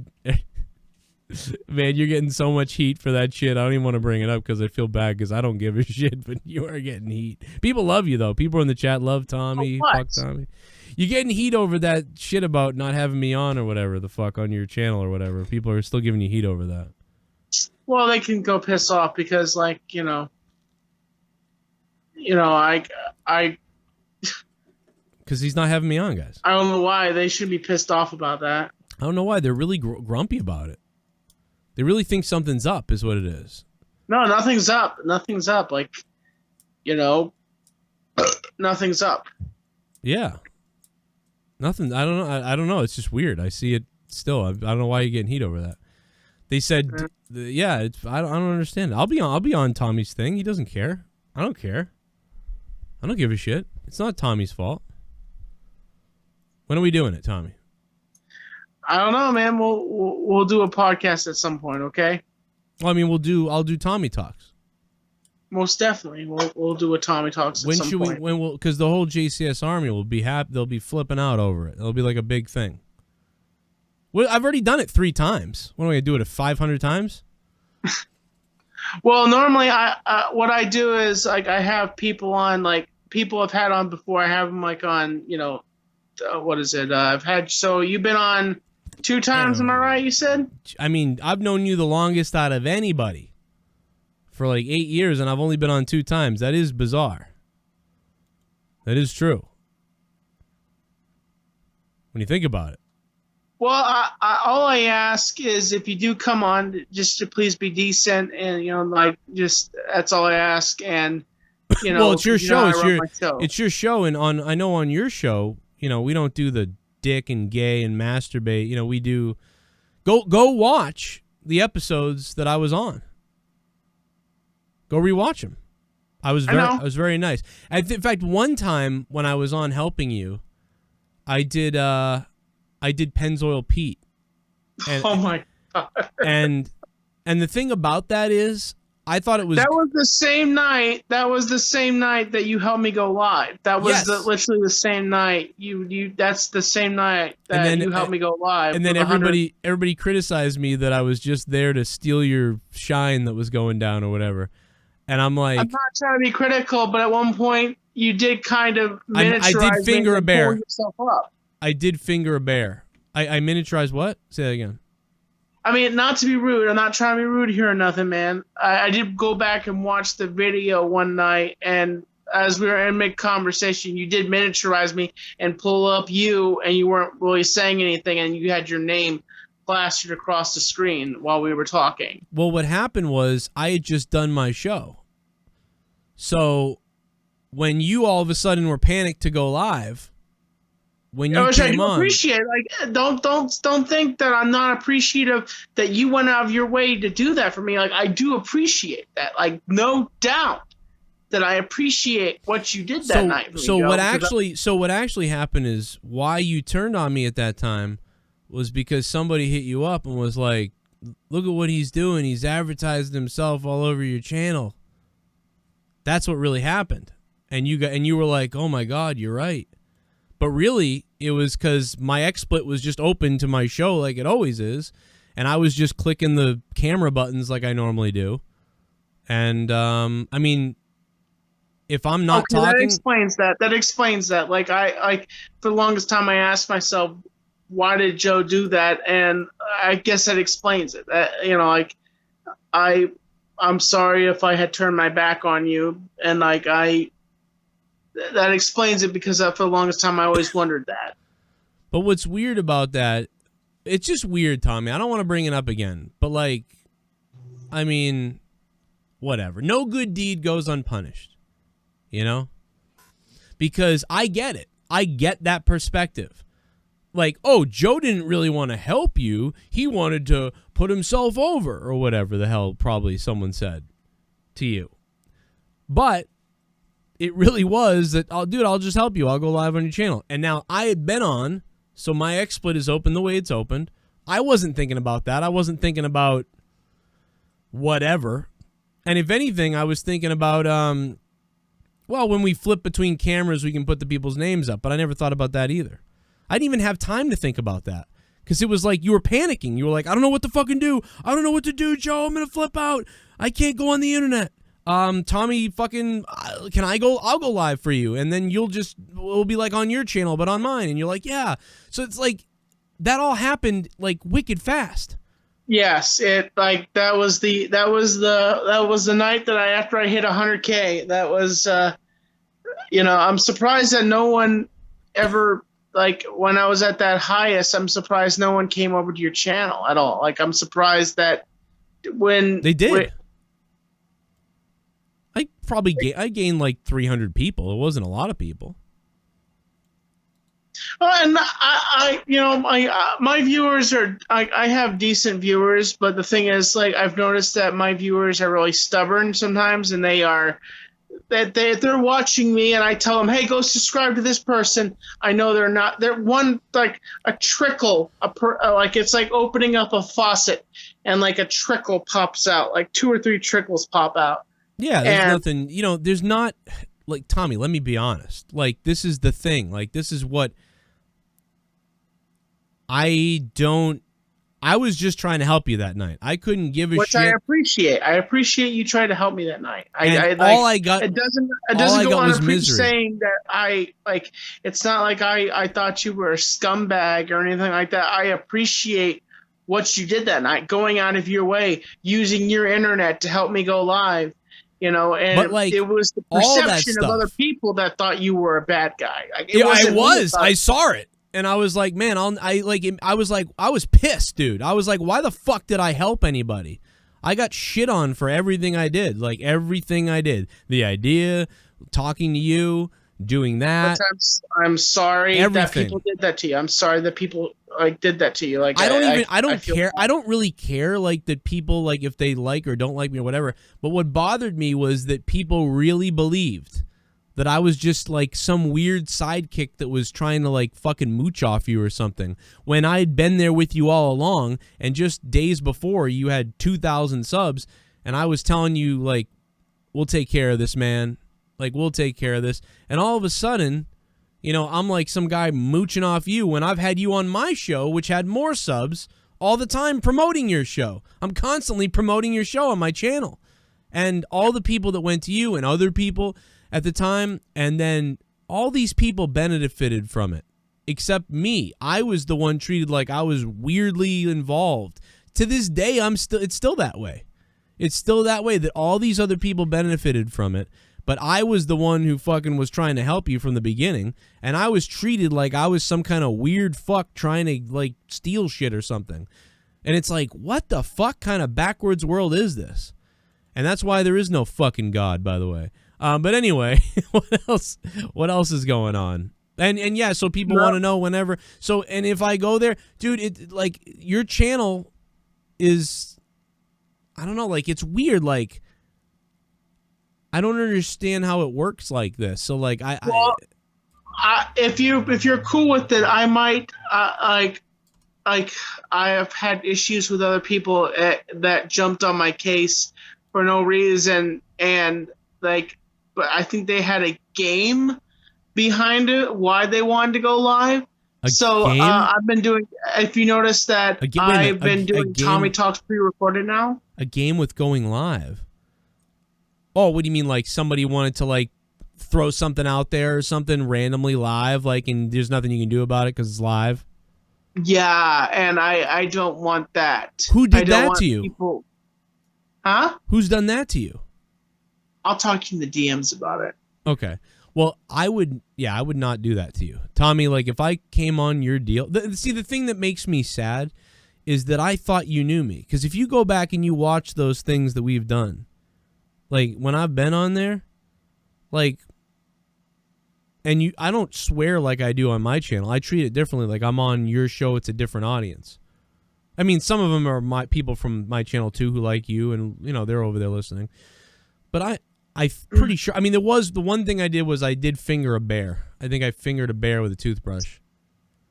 I think that was a little... Poor bear. But I was talking to you, and I was like, how should I be? How do you want me to be or whatever? Like, we were talking before we went on, kind of. And I remember you were like, just be silly and stuff or whatever. Do your thing to, like, whatever. So I felt like, all right, I'll be sort of like the jackass, like, who's in the background. And that will make you look better or whatever. So I did that. And in fact, it did make me look like a jackass. People were like, oh, this Joe Cronin guy is like, what the fuck is this guy, though? Like, the people didn't, like, understand, which is fine. This happens all the time. And, like, people get, you know, they don't understand. But yeah, it bothered me because I'm like, I'm really your friend. Like, I'm like, what the fuck? Like, dude, if I could go back in time, the one thing I would change is I never would have done that. I would have stayed the fuck away. I maybe would have had our conversation we had that night, but I never would have been on your show. I would have just stayed away and been like, all right, whatever. I'm just not going to get involved in this. You know, because not because of the only reason I would have done that was because I hate the fact that clearly there was something in your head, probably put there by fucking some other dildo, put in your head that I was out to, like, do something or take something from you or something like that. So if I could do anything different, it would be go back and just have that conversation I had with you and then just let you be and let whatever happen, happen. That way, at least you would have never thought anything like that. But... you know, other people, by the way, other people benefited a lot more than I did from the whole situation. Way more. Way more. You know, you had guys like Tommy who fucking had 3,000 subs and he went to like 20,000 or something. So it's like, I got 300 subs. So I got nothing out of the whole thing. You know, Tommy did Baited, and you know, my opinions that I thought Baited was good with Tommy, but sometimes, honestly, in the back of my head, now people are gonna clip this and send this to Tommy. I guarantee you. Sometimes I thought Tommy was a laugh track. You know, like at times, like, and Keem technically hired him to fight him. That's what Keemstar did. He hired Tommy to be that guy that fought back against him. Yeah, and I think I see what honestly, it was. Like, and I even interviewed it. I even interviewed Baited, and I was like, with all the guests that they were having on their show, I was like, wait a second, I'm the whole reason why Baited started. Like, why am I not on the show? And they were like, well, to be honest, with a bunch of bullshit, we use it to target people. I'm like, you guys didn't target Boogie. You guys didn't target FaZe Banks. You know, like, Tommy, imagine if the night that me and you talked, when you were upset and you made that video, if I said, Tommy, I got your back, don't worry about it, don't say anything, I'll make a video, and you had never made that video. If that never happened, then that would have never happened with them, and then they would have never done that, you would have never done that, nobody would ever done whatever. It would have been so weird. Like, it's so weird to think about the domino effect that happened, and in the end, I got nothing out of it. I got absolutely zero, pretty much. I literally got just buried on Reddit, buried by Keemstar at one point. You started acting weird to me for weeks. You know, Tommy already hated me anyway. He got benefit. So I was happy I was very happy for so him. We stopped talking because you blocked me on Facebook, so like that's why we stopped talking. Well, I blocked you because you were being weird. Like, you were being not good. Like, to be honest. You were acting if very... I was that way, I'm sorry. You were acting like a prick to me. You were acting like you didn't know me and like, fuck you. Like, and then you said, I'm confused by everything right now. And that was because someone else was in your ear about things about me, and it wasn't true. But it's easy to... But I get why you saw that, so I get it. But so whatever. But I wouldn't say that about you know... I always thought Tommy was very talented. I always really I loved that guy. I mean, I think still Tommy's do. very talented also. I think he's very talented, and he has his quirks about himself. Yeah, like, I don't think he was he could have, you might say he was a laugh track, but he had way more to offer than a laugh track. So he was super underutilized. If you want to go get a laugh track, you can go get any dingus, whatever the fuck, and have someone laugh tracking in the background. I mean, he's a great laugh track, that's true, but he way smarter and better than just a laugh track. But Keem didn't know that. Keem had no idea, I don't think, about that. So I want to say this to anybody that's going to try to clip this and throw this out of content. I'm not trying to bash Tommy at all. No, I don't think you are. It's just my personal opinion. Like, I've heard this opinion multiple times. I'm not trying to bash Tommy. And Tommy, Joe's not trying to manipulate me at all. No one's trying to manipulate me. I think for myself. Why would I be manipulating you? What the hell are you talking about? You know how people do when they assume. Well, a lot of people do manipulate Tommy you. assumes a lot. He assumes a lot. Like, and other people in this community assume. Like, assuming is one of the most annoying things that has ever been around. Assuming things. Like you, instead of assuming, why don't you go ask the person what is actually happening instead of assuming and making up shit and going on streams and doing an hour stream about somebody and trying to bash somebody or dox somebody and rip somebody apart, you know? That's what some people in these community, bottom feeders. You know who those bottom feeders are, Joe. Well, literally, you just named everybody in the whole fucking community I've ever known. They all bash me for hours. Take your pick of who you're talking about. There's about 50,000 people. You have those people, Joe. You have those people. And then you have the bottom feeders. And then you have the feeders that eat the shit of the shit that is thrown around. You see, YouTube is like an ocean. There you have the big game, you have the regular fish, and then you have the minnows. The little critters that hook onto the little big fish. You get them little minnows swimming around, I guess. See, I think I get the perception. I think that some people, especially what he used to get was, I think he thinks I'm super more evil than I am. You know, especially Tommy. Like, he just thinks I'm super more evil than I am. I'm really just a fucking dumb dog running around going like, oh, like that's really me. I'm an idiot. I will for you. Like, it's like Troy said this recently because he saw what happened on Twitter a couple days back, and he goes, Troy's like, if only people knew just you're an idiot. And I'm like, well. But I get it. Like, I always do something and then it gets perceived the wrong way, and I'm like, oh my god, they're taking it way too far. That's not what it was. Like, it's so ridiculous. But I don't help myself either. The funny thing is, you actually got a shout out in that interview with Keemstar. Yeah, you did. Yeah, we got it. Yeah, that was, and I wasn't looking for that. Didn't ask for that. Didn't even know it until you told me about it. I was like, wow, cool, thanks.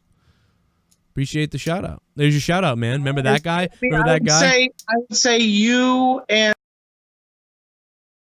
featured me on your show during that lull in time, and you were the only people that kind of like would actually work with me, honestly. Yeah. I mean, well, I would always. I'm your friend. I will always. Plus, you're. See, Tommy, it's like what I love about YouTube is. When I meet somebody that I think is interesting and is cool and we talk and whatever, but then when we do shows, like, it's like playing basketball with a friend. Like, I look at it like hockey or basketball or whatever. It just so happens that you're also helping me create content. So, like, you are a massive help to everybody. Like, anytime you're on a show, anytime you're here with me, you're always entertaining to me. You're always interesting to me. You help people. You help people when you're on the shows. Like, you're just entertaining. And but you're also a friend to me. And so, like, if you never came on another show again, I would still talk to you behind the scenes as a friend. We don't talk that much because I'm so busy with shit usually and whatever, but I'm, you know, I'd be fine. It wouldn't be like with JB where, like, I haven't heard from the guy in fucking forever. I would want to keep talking to you eventually and be like, how's things going? What's been up? How's it going? Blah, blah, blah. You know, but yeah, whatever. I get how, you know, here's the other problem too is a lot of people do manipulate you. So many people manipulate you and fuck with you and mess with you and whatever that some people play guardian with you. And I do it too. And they start getting paranoid about things you're doing. A lot of people think, oh, Tommy's not doing that because he wants to. He's doing that because this guy wants him to do that, or this guy wants something, or this guy wants to get him whatever the hell it is. So that's why I've actually been happy not to be on your show. In fact, you've had just about everybody on your show again, just like when you blew up. You brought back all these different people and had 1 million people on your show, but you stayed away from me. Even in that one video where you tried to defend me, then you took it down. So this time, when you've gotten this little resurgence of attention again, I am, I think, the only person who's been this close to you that hasn't been on your channel. And I'm glad that I won't be on your channel. Because if I was, then people would be like, oh, there goes Joe again. But you've had everybody else over there. And I wonder why that is. So I question their motives as far as reaching out and wanting to be on your stuff. Or coming up with ideas. Which people are you talking about? I'm just saying in general, who knows who it is? Who knows whatever. But I'm sure there were people that hit you up like, hey, maybe I could come on your show and maybe I could do that. So maybe I'll be the one this time to call out all those people for wonder why they wanted to be on your show when after for so long they were never on your channel. That's weird. But I'm here and I haven't been. And I haven't been scheming to be on there either because I don't care. I'd rather wait 6 months and do your show in 6 months when there's only 500 people watching again and do it then to show you that it ain't about sucking cock for fucking views or whatever the fuck. I'm no view core cocksucker. I started this channel on my own, building this shit on my own. Me too. I started my channel back in 2010, and the only reason you don't see a video from 2010 is because every one of my videos got deleted. If you remember me saying, all my original content before I ever knew you, all my videos got deleted, which they were very screwy videos, and then I restarted again at a certain point and started making videos from that point. Yeah, man. I mean, listen, you have been honest. Me and you used to talk all the time before anybody knew you, before anybody fucking knew you anywhere, and you were talking to me. Me and you used to talk like, because you were like, man, I just can't get over 3,000 subs or whatever it was, 3,000 or 4,000 subs, and you were like, I don't know what to do next, and I feel like I'm not growing, whatever. And it's like, it was like my viewers, at the time back in that day, my viewers were like, if I even announced how many subscribers I have, I had this conspiracy that they got together and was like, okay, 1, 2, 3, unsub from Tommy, and they knocked down my sub numbers. They know that's gonna fucking depress Tommy. That's how crooked my trolls were back then. All that matters. You got all the Leafy trolls and the Keemstar trolls. You got to remember that. You got some of the most horrific troll people that you could ever have, and you survived it. Dude, I used to be trolled back in the day. You remember that? I used to have a lot of toxic trolls on my channel back in the day when I was like. Now you call them my audience, but yeah, I remember that. See, it's a pocket. I would say it's a pocket of people. It's a pocket of people that sometimes troll, but sometimes my comments are. Well, one of the things that I noticed about your channel when I'm looking at it is I have a lot of people blocked. And one of the things I noticed about your chat is when they're in there trolling like you, and they're kind of from my community. You know, people that found me first or found JD, then found me, and now they're coming to your channel because you're on my channel. A lot of times what I notice is I'm like, oh my God, that guy? I've had that guy blocked for 7 months because he said he was going to like rape my kids or something. But in your chat, they're not blocked. And then I see them like writing stuff or starting fights or doing things. And I'm like, that's fucking hilarious because these people aren't blocked. They're some of the most horrific people ever. And one of them would be in there like, I love you, Tommy, and all this other stuff. Then he would go on his alt account because I know it's his alt account because he admitted to it once. This guy admitted, like, this is my other account, fuck him. And he's on his alt account fighting with himself about stuff, trying to advertise someone else's channel. I swear they must have like these trolls must have double monitors. One computer screen has one account, one other screen has their other account. I swear that's how they do this shit. Unless they have 2 or 3 phones with multiple accounts on their phone. Like it just drives me nuts. I'm not even that swift. I'm not even that good at switching to accounts to make comments and stuff like that. Everybody, there's people who are sad, bro. There's some real sad people out there. Like super sad people. Like there's some super sad people. Like just fucking around with whatever. Luckily though, I'll tell you what, man, in the last 3 weeks, like I'd had a great year this year. Like I'd gotten rid of most of the trolley stuff. Thank God I got rid of most of the bullshit. And then I decided to do something not that long ago and like it all came back and it was hard and it was nasty. And now in the last couple of weeks, though, it's really kind of been great. It's just been back to normal, trying to focus on doing stuff. But what you should focus on is the subs you do have, the people that care about you right now, and deliver for those people. But deliver. I just got. Oh, sorry. No, but deliver for those people, Tommy, and then try to start making content that could lure in some newer people again, and then you'll be good. Yeah, and that's what I've been doing. I don't know if you noticed this, but my social media manager just got my members turned on my channel, which... I'd love to punch that guy in the throat, by the way. That guy seems like a shithead. He seems like a shithead is why, but go ahead. Why? Because he made a joke? That's why you want to punch him in the throat? No, it's something more than... I get this vibe, like he's got like a douchey vibe, you know, like I'm the social media manager, you know, it sounds like a fucking, I want to put a garbage bag over his head and let a dog eat his nose. What the fuck, Joe? Like that's, no, he's not a douchebag. He's actually a nice guy. He's been, he's a really chill dude. Maybe I'll interview him sometime. Would you want to come on the show? I can interview your social media manager. I don't know. I don't know if he's pretty particular about, he's really particular about, you know, doing things. He doesn't like to be public and stuff like that. He has his own. Did you take a picture with him at his house the other day? Yeah, that was him. Well, that's not very private. Well, you know, he has his own way of being. He also gave me his biography just recently. Wait, he's got a biography and now you're showing it? Now we all know who he is. Well... Jeez. Why I just flashed it. That's all. I didn't. William McCormick. I'm gonna find it on Google. Set it on the book. Oh boy.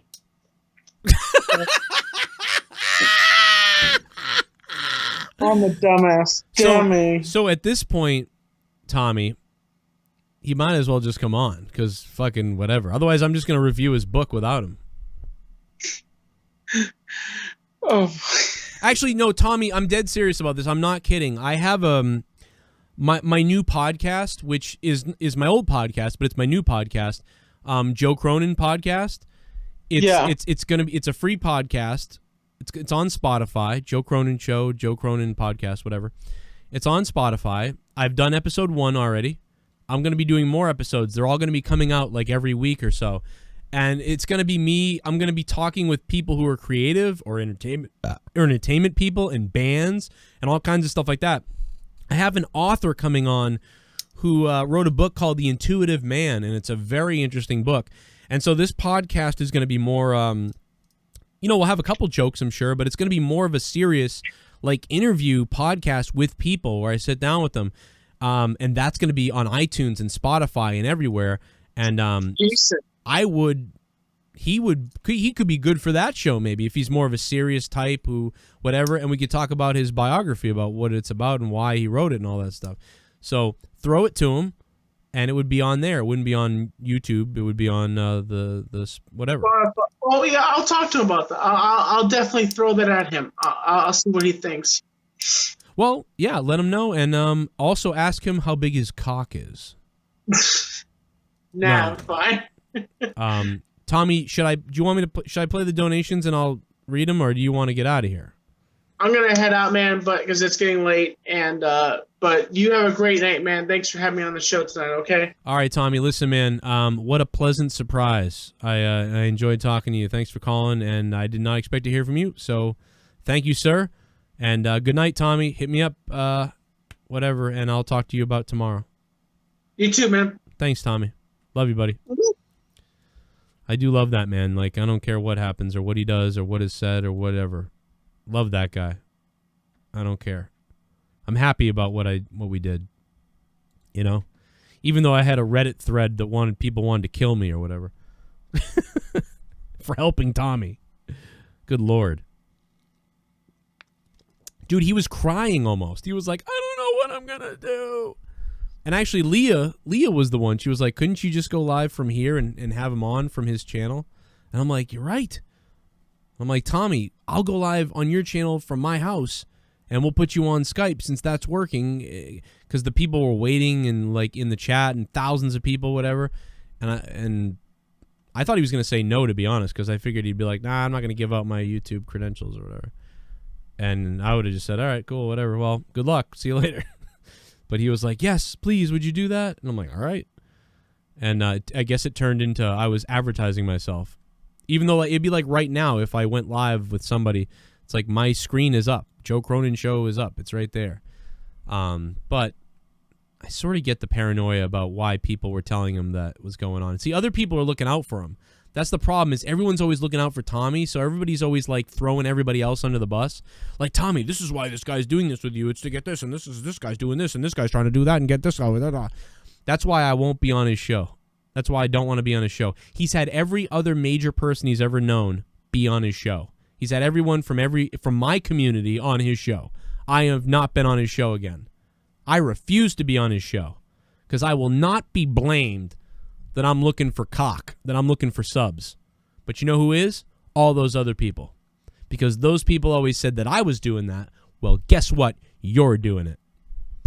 And that's what people wanted, is clips of Tommy during this situation for all the drama. That's what they wanted, to use Tommy. That's what it is. Constantly use Tommy. And then try to tell Tommy that I'm using him. Bullshit. I use Tommy for content on my show. That's what I use him for. He's a great entertainer. And he's funny as shit. And he creates great content. That's what I use him for. As a co-host. And as a character. Other people actually use him to try to get subs and views. Super Chat Party. Glorious Eugene, or is that Glorious 1.0 with the Super Chat Party? I'm sorry, guys. We just spent like an hour with Tommy or something. I don't know what that was. I can't believe he said Tommy's he was a laugh track. Oh, man. I think I know what he meant, though. He meant that on that show he was. But I'm telling you, and it was a waste of his talent. I always thought that when I heard that shit back in the day. I was like, man, that's a waste of his talent. He's way better than that. I feel bad that the guy doesn't like me, but I deserve it, so. It just sucks, because I really liked him as a friend, and I never thought that guy would have such disdain for me. He did forgive me, but then I blew it again, so I don't know. I'm just an idiot. I'm a dumb fucking idiot. And that's all it comes down to, and it sucks that I am that way. But Super Chat Party. $2 bomb. Hashtag $2 club. Who's with me? Comment yeah, fire. Baby. The $2 club is showing up from Patrick Crawford. What's up, Patrick Crawford? How you doing? I play games where you get fucked to death. I hate your fucking guts. I'll kick your ass, motherfucker. Hell yeah, son. There's a lot of clips from what we talked about. Jesse just messaged me in a text message and goes, God damn, there's so many clips from what you guys just did. That's funny. There are a lot of clips, man. There was so many funny things said. Patrick Crawford, thanks, man. Oh, my God.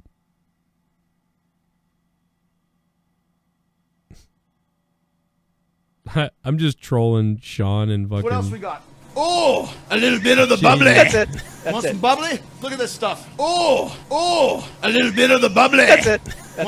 What's up, Joe and Big Sexy Jake? I didn't watch Raw. I'm not trying to ruin my night. Instead, I watch your show to make it a good night. # bring back Dilk. Oh, yes, Brokenlion still looking for Dilk Wilkerson to return to the shows. I think it's possible that Dilk Wilkerson could return at some point. I'm not sure in what form Dilk will return. We should have sent Dilk to all the riots. Like with the riots going on, Dilk should have been at the riots getting beat with a bat. Super chat party. Steve Callan. I give Raw 3/10 raw tarded. A 3 out of 10 raw tarded coming in from Steve Callan. Steve Callan, thank you for those $2 Canadian. Much appreciated. Well, I get it. I gave them more. I want to give it a 4.5. I can't. I want to give them some kind of credit for making me laugh a little bit with the Seth stuff, but there really wasn't much. I don't know. Like, it's just whatever. I don't know. Jake gave it a. What did he give it? A 4? He gave it a 5. Jake gave it a 5. I'd probably give it a 5 or a 4. But yeah, Steve Callan going to 3. I get it. The third hour was sleepy time, though. I will say that. You're right about that. Third hour was like death. It's like we're done in the third hour. I'm about to get it, man. Here we go. About to get it, man. Here we go. Here we go. Here we go. Oh, no. Joe, you gonna watch Survivor Series 1996 on FS1 tomorrow?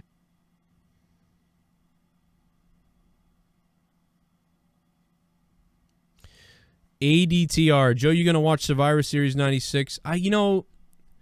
Probably not. If I'm floating around, like if I'm downstairs working on something or whatever, I might put it on in the background just to give them the rating because I want them to be like, oh, wrestling's valuable, cool.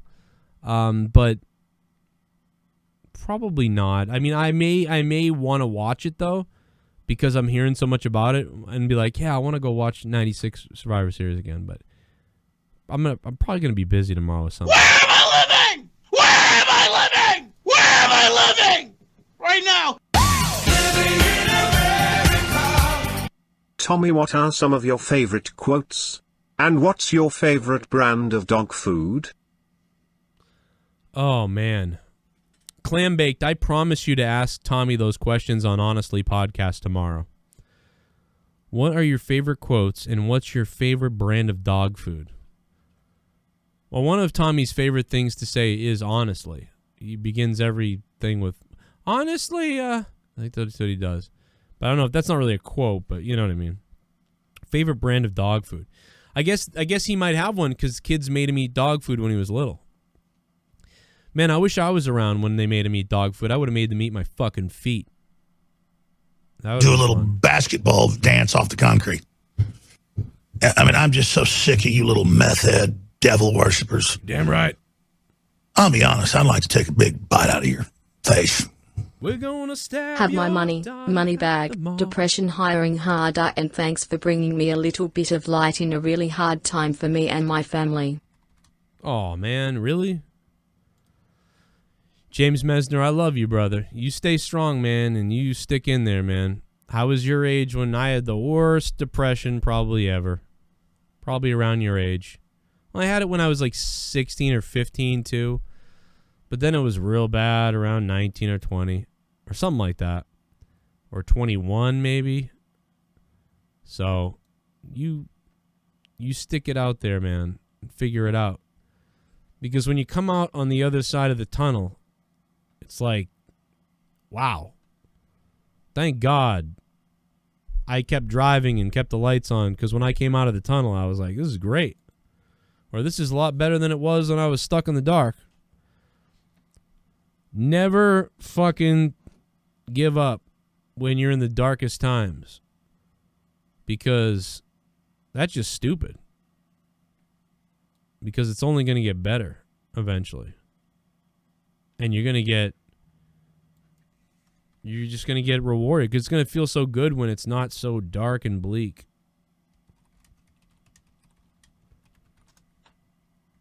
I forget what I said one time. It was a pretty good quote. People seem to like it. I don't remember what I said now. Somebody was like, write that down. That's the greatest quote ever, Joe. And I don't remember what it was now anymore. But I don't know. I made it up on the spot, so I don't remember what it is now. But you know the deal. You know the deal. I'm done. I'm pissed, and I'm not putting up with it anymore. They're a bunch of Christian murdering scum that run giant death factories, keeping babies alive and selling their body parts. What more do you need to know about these people? I go out and face these scum. They literally crawl out from under rocks. They have green-looking skin and they run around screaming, we love Satan, we wanna eat babies. I have them on video. Hillary's in a creepy, weird, sick stuff, man. She sleeps in that same room with that creepy, weirdo woman whose mother wears a hood over her head. What the hell? That woman number one is ugly. Imagine how bad she smells, man.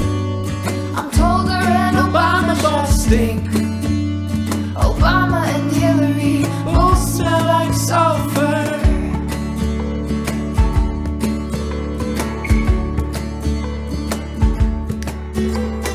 Literal vampire pot-belly goblins are hobbling around coming after us.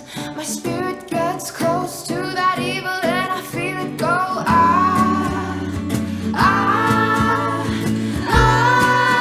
We're sick, self-centered crap. We don't even notice hell itself rising up against us. Millions of pouring in, people of the very worst type, and I'm so pissed. We're gonna stab your daughter at the mall. We're gonna stab your wife, your son. We're gonna stab you with a butcher's knife. Then the police chief is gonna say, we love our Somalis, we love our Muslims. Oh, they're so good, oh, they're so sweet. It's a classic song. It's a classic song. Muhammad Abdel is in the chat. Bringing fire, man. Muhammad Abdel, what's up? We do love our Muslims. What's up in the chat? Ed Blunt's here. Song is sick. Good old times when we found that song originally, man. We lost our minds when we played that. When the original folk song came out, dude, we lost our minds. That shit was crazy. Hector Gutierrez got woken up by that. Rest in peace, headphones. Oh, shit, was that too loud? My bad. What's up, Nightmare? Nightmare, thanks for being a member again. Thanks to everybody. I had a lot of fun. I think we talked about Raw all we could. We hit some wrestling news. And then we got a surprise call from Tommy, and the show went into a whole different other atmosphere. We basically did a goddamn honestly with me and him, and we like did an hour, you know? Yeah, he probably would. Cleaning out the closet. Oh, cleaning out the house, listening to me. What's up, Muhammad Abdel? Guys, but thank you guys very, very, very much for being here. And thank you to everybody who is on Patreon. Me and Jake DeMarco did a 1-hour podcast. It's coming up in the morning. You're going to be able to hear it at about 9 a.m. Eastern Time, U.S., whatever the time that is for you. I don't know, but it will be up there for you on Patreon. And then there's more coming on Patreon throughout the week, surprises and things like that. So stay tuned for that. Plus, me and Jake's poll question for next week's podcast with me and Jake. Who should be the next AEW TNT champion? Who should the next champion be? We put a ton of names on this list. A ton of names are on this list. And you can vote now if you're a patron. And there's just a ton of names on the list. 38 votes so far. We're going to talk about that poll next week. Who do we think the next TNT champion should be in AEW? Whether that's 8 months from now, whether that's 1 week from now, whatever we think. We're going to talk about it in our next podcast. Our podcast isn't just about wrestling. It's about everything. But this week we did a wrestling theme because we thought maybe people would like that more. In the future, we may do a wrestling question and a outside of wrestling question. So we'll think about that. So that's coming next week. But the first episode, it's really, we've done podcasts before, but this is our first official new episode. We thought about calling it Two Dumb Dads. We couldn't think of a name for a podcast. We were like, how about Two Dumb Dads? And he was like, all right. I don't know. It's like fucking, I can't think of something. So you guys, if someone comes up with a better name for it, let me know. But I might think of something in between that time. But I also think Two Dumb Dads is kind of funny, but it's stupid at the same time. So we'll come up with some other name maybe for the podcast. And yeah, so tomorrow morning, this morning at 9 a.m. Eastern Time U.S., the podcast will be up. It's 1 hour. And there's the poll question for next week. And that's about it, man. Check out Patreon for that. And take a look. There's the Patreon link right there. Check it out. There's usually about 30 hours of bonus content a month for you guys. Sometimes it's a little bit less. At other times there's been more. But it's somewhere around 30 hours of bonus content a month if you're on Patreon. Plus you get everything I've ever uploaded on Patreon. From 2015, 16, 17, 18, and 19, and 20. But especially the years of 2017, 18, 19, and 20. That's 4 years of solid podcasts. I mean, corrupted podcasts, hundreds of those episodes, which are very fucking, like just horrific stuff that even YouTube probably wouldn't allow anymore. So check the corrupted podcast out. But then so much more. My Morning Madness podcast, 200 episodes and then counting. More episodes are coming of that Morning Madness. Meant to Offend, those podcasts are on there. Me and My Wife Till Death Do Us podcast. Note to Self, which is one I've been doing for 5 years, where I just record on my phone wherever I am. I'll just start speaking into my phone. There's a whole bunch of shit on there. Plus interviews of wrestlers, all the full reviews, the music, the songs of everything. All the music and songs are on there. You got to sift through all of Patreon and dive around through everything, but it's all there. And you can download it all to your phone to save your data plan. Plus, when you do it, you support me and my show. So if you want to drop $5 a month and really support the show, but also get about 30 hours of bonus content a month, then boom, patreon.com is your place. Patreon.com/Joe Cronin Show. There's an app on your phone you can download for free. And what's the other thing I wanted to mention real quick? I'm plugging everything here. We're plugging it all. Oh, yeah, I meant to get my... I didn't get my screen created of the $25 Patron Club yet. I got it printed. I'll have it printed later, but I don't have it yet. So let me just make sure I get all these names, because you guys are like super vital, obviously. These are super vital.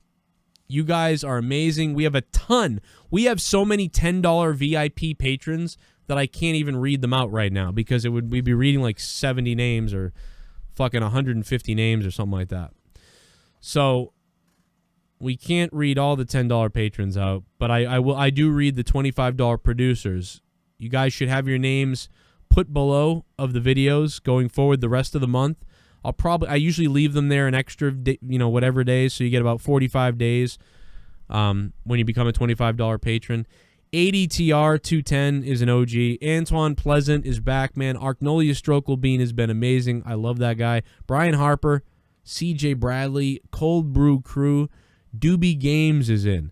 Drew Bar 100, Duane Crenshaw, Frog Kid, Gary Metzler, Gerald Armstrong, Gordon Bombay, the coach of the Mighty Ducks, for Christ's sake. Jacob Fuego, and he is fire. Jacob Fuego is back as a producer. Jason Tarr, JDVenom, one of the top donators of the show of all time. Super OG JDVenom. I think he's the third or fourth largest donator of all time. Jeremy Brooks, John Steller, ConstipatedRock, Joseph Lightsey, Kalel Bama. Basketball dance off the concrete. Oh, shit. I mean, I'm just so sick of you little meth head devil worshippers. Oh, my God, he's back. I'll be honest, I'd like to take a big bite out of your face. You're going to do it, damn it. Dollar Bill's face. dollar bills face, dollar bills face, dollar bills face, dollar bills face, dollar bills face, dollar bills face, dollar bills face, dollar bills face, dollar bills face, dollar bills face, dollar bills face. Yeah, come on, dollar bills face. Yeah, come on, dollar bills face. Yo, it's the new song by by Billsy. Yo, it's the new song by Billsy, Dollar Bills Face. It coming out tomorrow. It's a hot track. Get it up. Get ready. Get ready. Yeah. Yeah. Come on. Come on. Step to my face, what you gonna do? Dollar bills up in your face is turning blue. You're scared of me, I'ma leave you black and blue. I'ma stomp your fucking face in with my fucking Jordan shoes. I'm coming for you with a fist in the face. I'm gonna come in your mouth and fucking fuck up your face. I'm gonna fuck up your place. I'm gonna fucking erase all the fucking hate for you that I have. I'll fucking light your place on fire. I got the desire to put my penis in your mother's fucking blouse and light a puss on fire. I'm fucking dropping rhymes, I'm fucking dropping stacks. I'm having sex with your mother, emptying my nut sack. This shit is whack, it's so crazy, I'm on crack, smoking meth, and I got a fucking whack back. Had a rap battle on your son, I fucked him up and sent him up to the fucking moon like a hunt, a fucking cunt.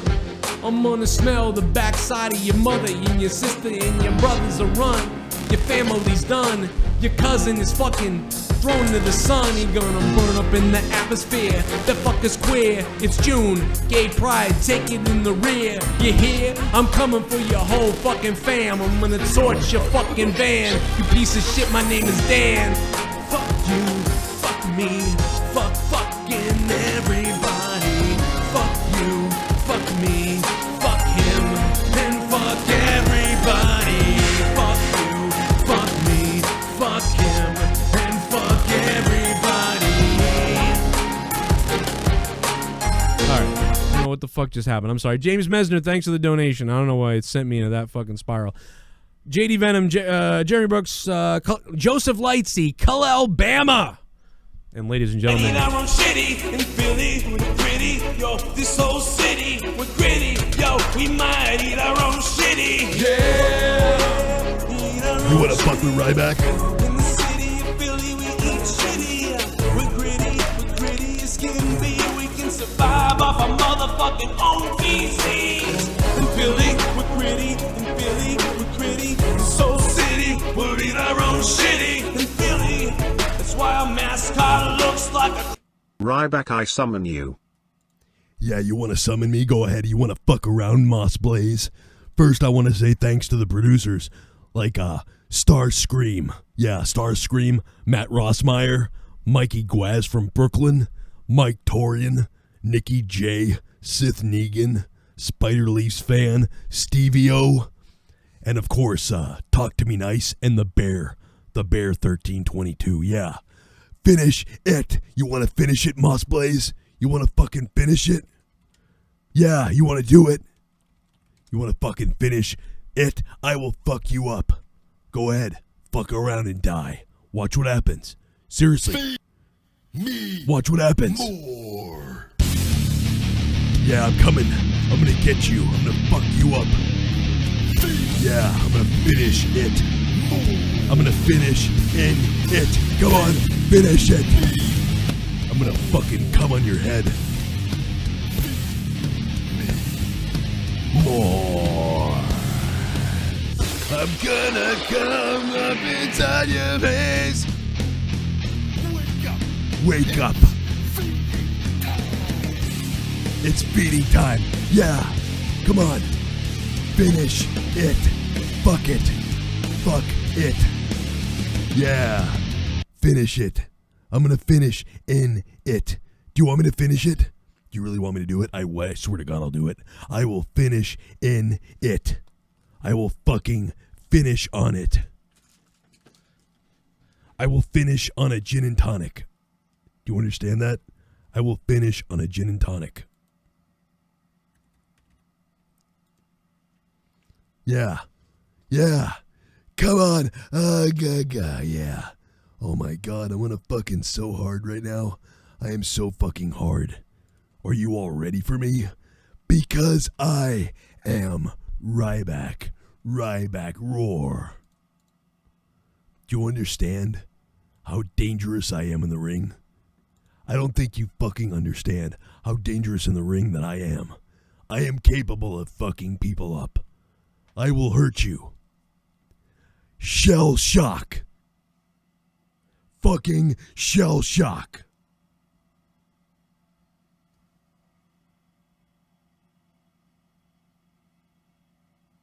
Yeah. Finish it. Yeah.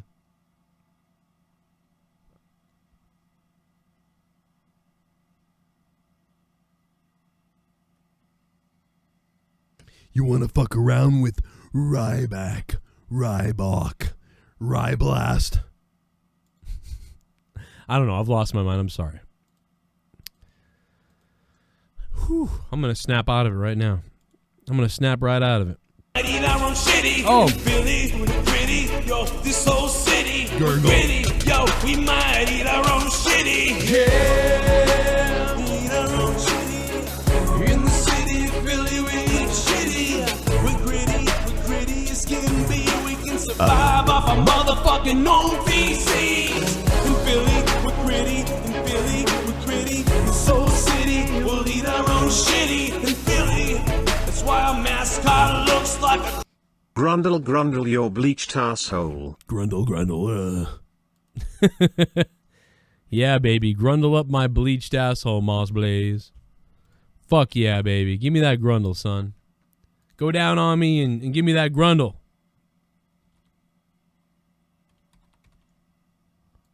Yeah, baby. Give me that grundle. Moss Blaze, thank you so much, man. Really appreciate that, brother. I appreciate that, brother. Seriously.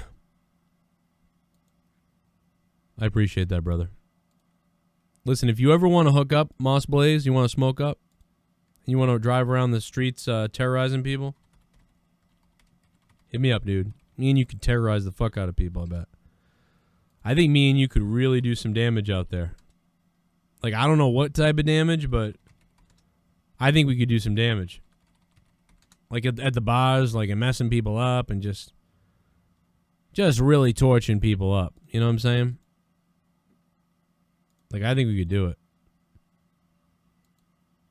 I think me and you could really run amok. You know? Just jacking shit up. Just jacking it up. Just jacking it up.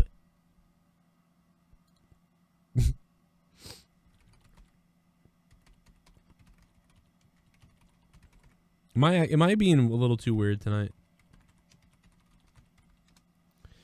Am I being a little too weird tonight? Yeah. I'm being a little too fucking weird tonight. Do you guys want to be a little too fucking weird tonight? Let's be fucking weird.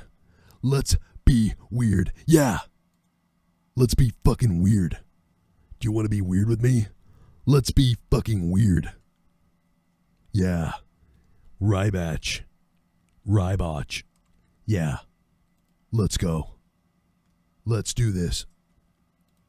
Let's do this.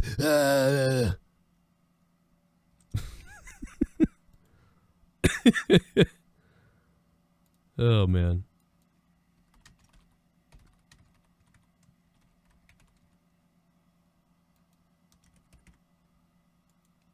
In Philly. Yeah, I'm going to Philly. Let's fucking go to Philly. Let's go to Philly. Yeah.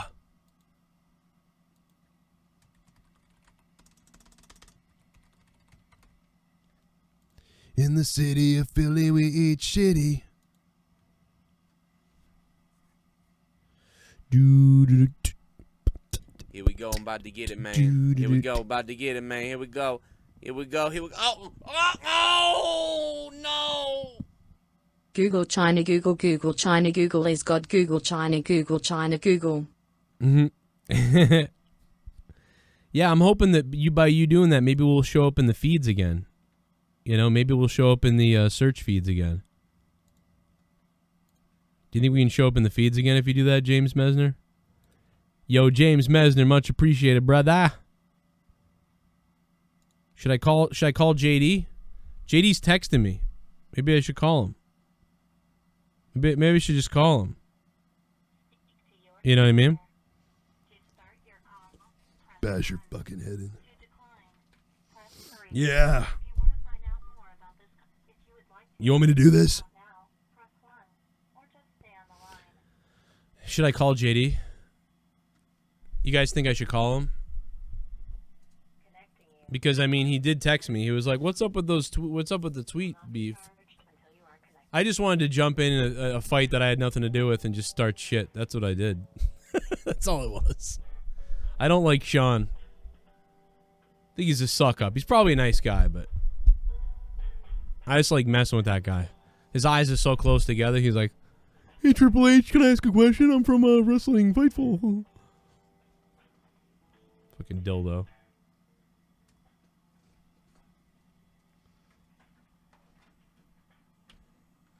Oh, always hoping someone gets slapped. Yeah. Being recorded for information. Hi. Yeah. So, what's been up? I'm jacked up on Jack Daniels. Let's get jacked up on Jack Daniels.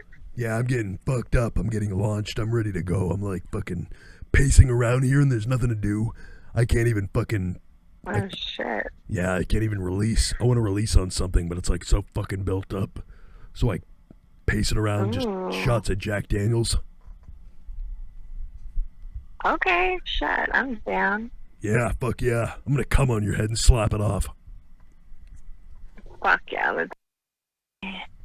Yeah. Yeah. You know what, my fucking god damn it, I've been strung up all night. Oh my god, you know what? Oh god. I want you to say... How do you like it, baby? Yeah, I want you to say Grundle. Please. Grundle? Oh, yeah. Okay, Grundle. How are you gonna give it to me, Grundle? Yeah. Oh my god. Gurgle. Oh. Fucking, oh my god, I'm gonna slap your tits off. I've been waiting all night for your call, Grundle. Come on, Yeah. Grundle. Give me that hard cock. Oh my god. Give me that hard fucking Grundle on my ass. Oh, gurgle. Oh, gurgle. I want you to fuck that tight little pussy, Grundle. Oh, Come on. Grundle, fuck me up. Oh. I'm gonna slap the Come on, fucking... baby. You know what I'm gonna do to you? I'm gonna fucking slap the daddy issues away from your asshole. I'm gonna do that to you. I'm gonna slap your asshole. Yeah. Oh. Do it, Daddy. Come on, Grundle. I'm gonna beat you in the... I'm gonna beat you in the head with a banana and then call your father. How about that, you fucking motherfucker? Yeah. Do that. Call my daddy. I'm gonna call your fucking dad. I call him. Go ahead, Grundle. Your dad's name is Beat me in Vince. the head with a fucking banana. Tell me that your dad's name is Vince. Tell me your dad's name is Vince. My daddy's name is Vince. Vince, yeah. Vince McMahon. I'm gonna punch your dad. I'm gonna punch your dad. I'm gonna punch Vince McMahon in the face. I'm gonna punch your dad in the head. And I'm gonna tell him, fuck it, I'm fucking your daughter. There's nothing you can do about it. How about that? My God. Nothing you You're can gonna fucking push do my about daddy, Vince McMahon, Stephanie, and are you the Macho Man, Randy Savage? No, no, Macho Man was, fuck him, he sucks. The Macho Man, I am Rybotch.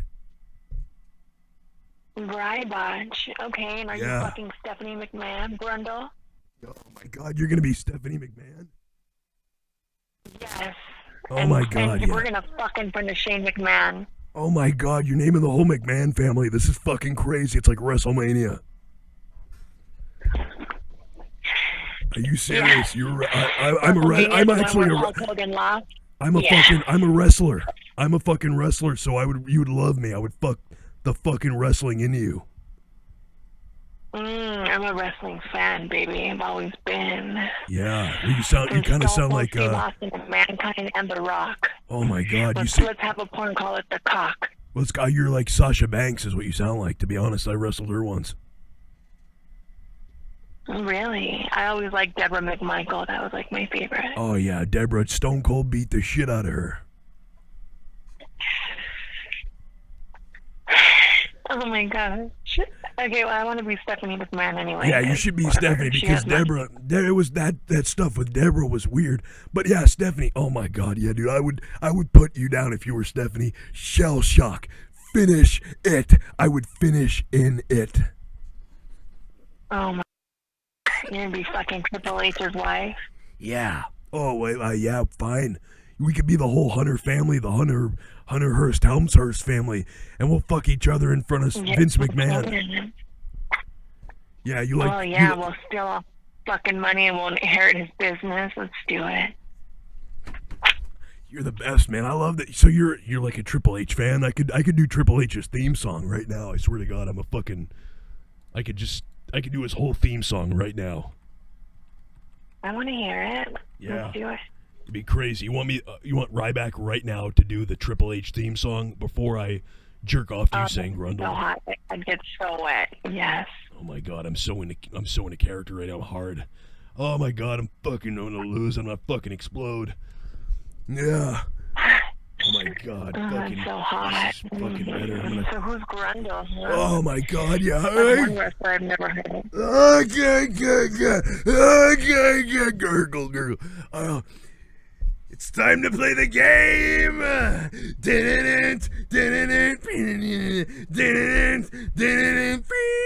It's all about the game and how you play it. It's all about control and if you can take it. All about your debt and if you can pay it. It's all about the pain and who's gonna make it.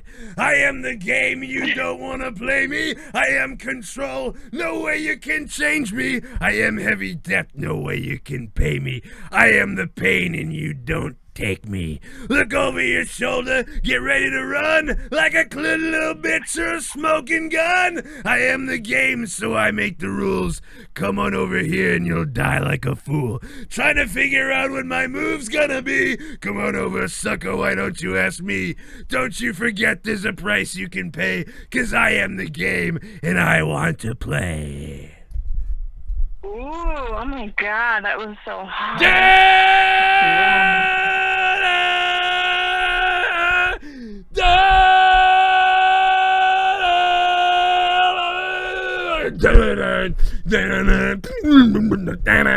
Say Grundle again, please. Please say Grundle.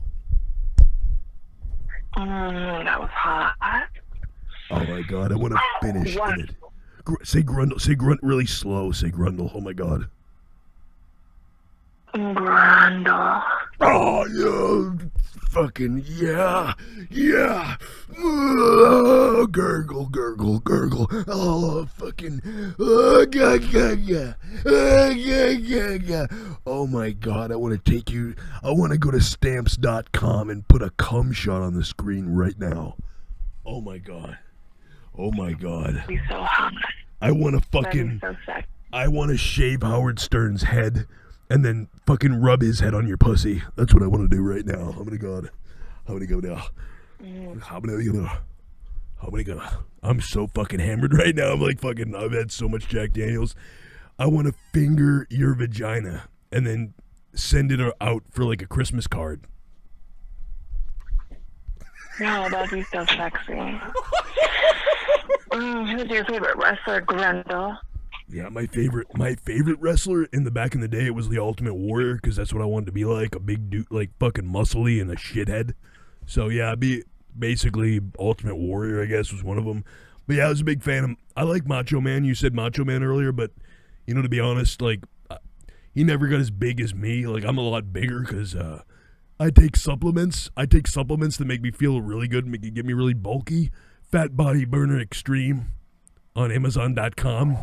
So, I think you should get in. I think you check that out. It might make your breasts like really. If you want like breasts that you can like bash the shit out of somebody, you're gonna love my supplements. Like China's breast. You remember China? Yeah, she had really just these. Yeah, like sexy but also tough. Yeah, exactly. Yeah, remember when she fucked X-Pac and they had a sex tape?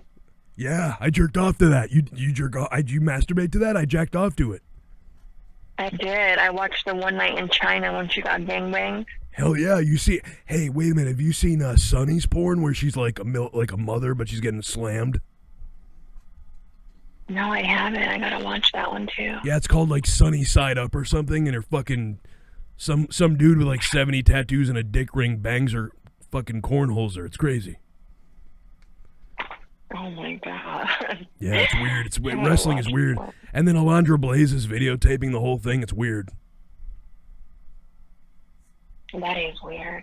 This is crazy. You're like a wrestling fan. Sexy though. Yeah. No, really. I swear to God. I'm a wrestling fan. That's hot. I like it because I've been a wrestling fan. I'm like, I was born in the 80s. So like I'm ready to go, and I'm really big right now. You know, I've been in the WWE and stuff, and I'm big, and I'm hairy, and I got a big dick. Ryback. That's hot. Finish. So you about to go pro, or you are pro? No, I mean, I listen. What I do is I go straight in, and I finish in it. Oh fuck. Yeah. That's hot. I would beat the shit out of this guy, Tony Khan. There's a guy now, he owns another wrestling company. His name is Tony Khan. I want to fucking cornhole his ass for a job. Have you seen the Paige sex tape with Paige practicing? No, I haven't. I gotta watch that one. It's hot. Yeah. Tell me. Listen, my middle name is JD. Could you say that you want to? Because that's what we call. That's my nickname basically. People call me JD. I like to be assaulted in the bedroom. To be honest, could you do me a favor and tell me that you're gonna bash? Listen, JD, I'm gonna bash your brains in and then give you an orgasm. Okay. Oh yeah. Listen, JD, I'm gonna bash your head in it and then give you an orgasm. Oh yeah. Oh, and then say Grundle. That's one more thing. Listen, JD, I'm gonna bust your head in and give you a fucking orgasm. Fucking Grundle. Oh yeah!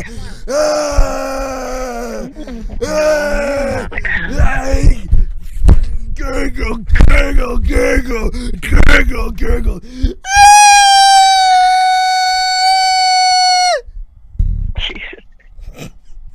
Come on, Grundle. Spit on my dick. I'm gonna fucking put a Starbucks coffee on your head and paint your toenails fucking weird gay colors. I like that. Let's do it. Fucking rainbow bright on your fucking toenails. Yeah, I like when you talk dirty. Oh my God. Why does Grundle get you so horny? I just set my fucking apartment. I just got cum all over my apartment. Fuck. Yes, what the fuck? It's all over the place. I gotta go. I'm gonna save it in my favorites. Bye.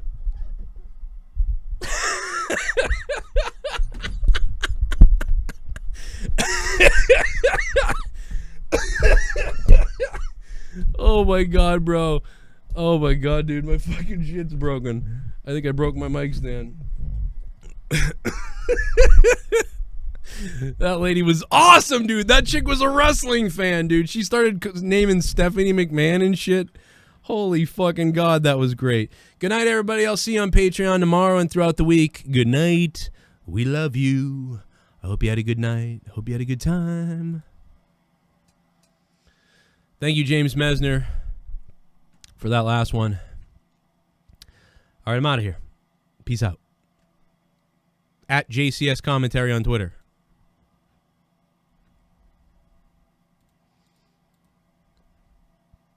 Whew.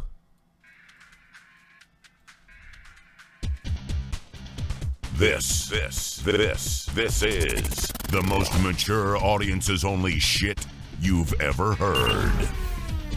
Period. From Boston. Broadcasting all over the world. Send the soy boys home. 'Cause we ain't gonna sugarcoat shit. Drop down, let me give it to you. This is the Joe Cronin Show. Now, here's Joe Cronin. Joe Cronin.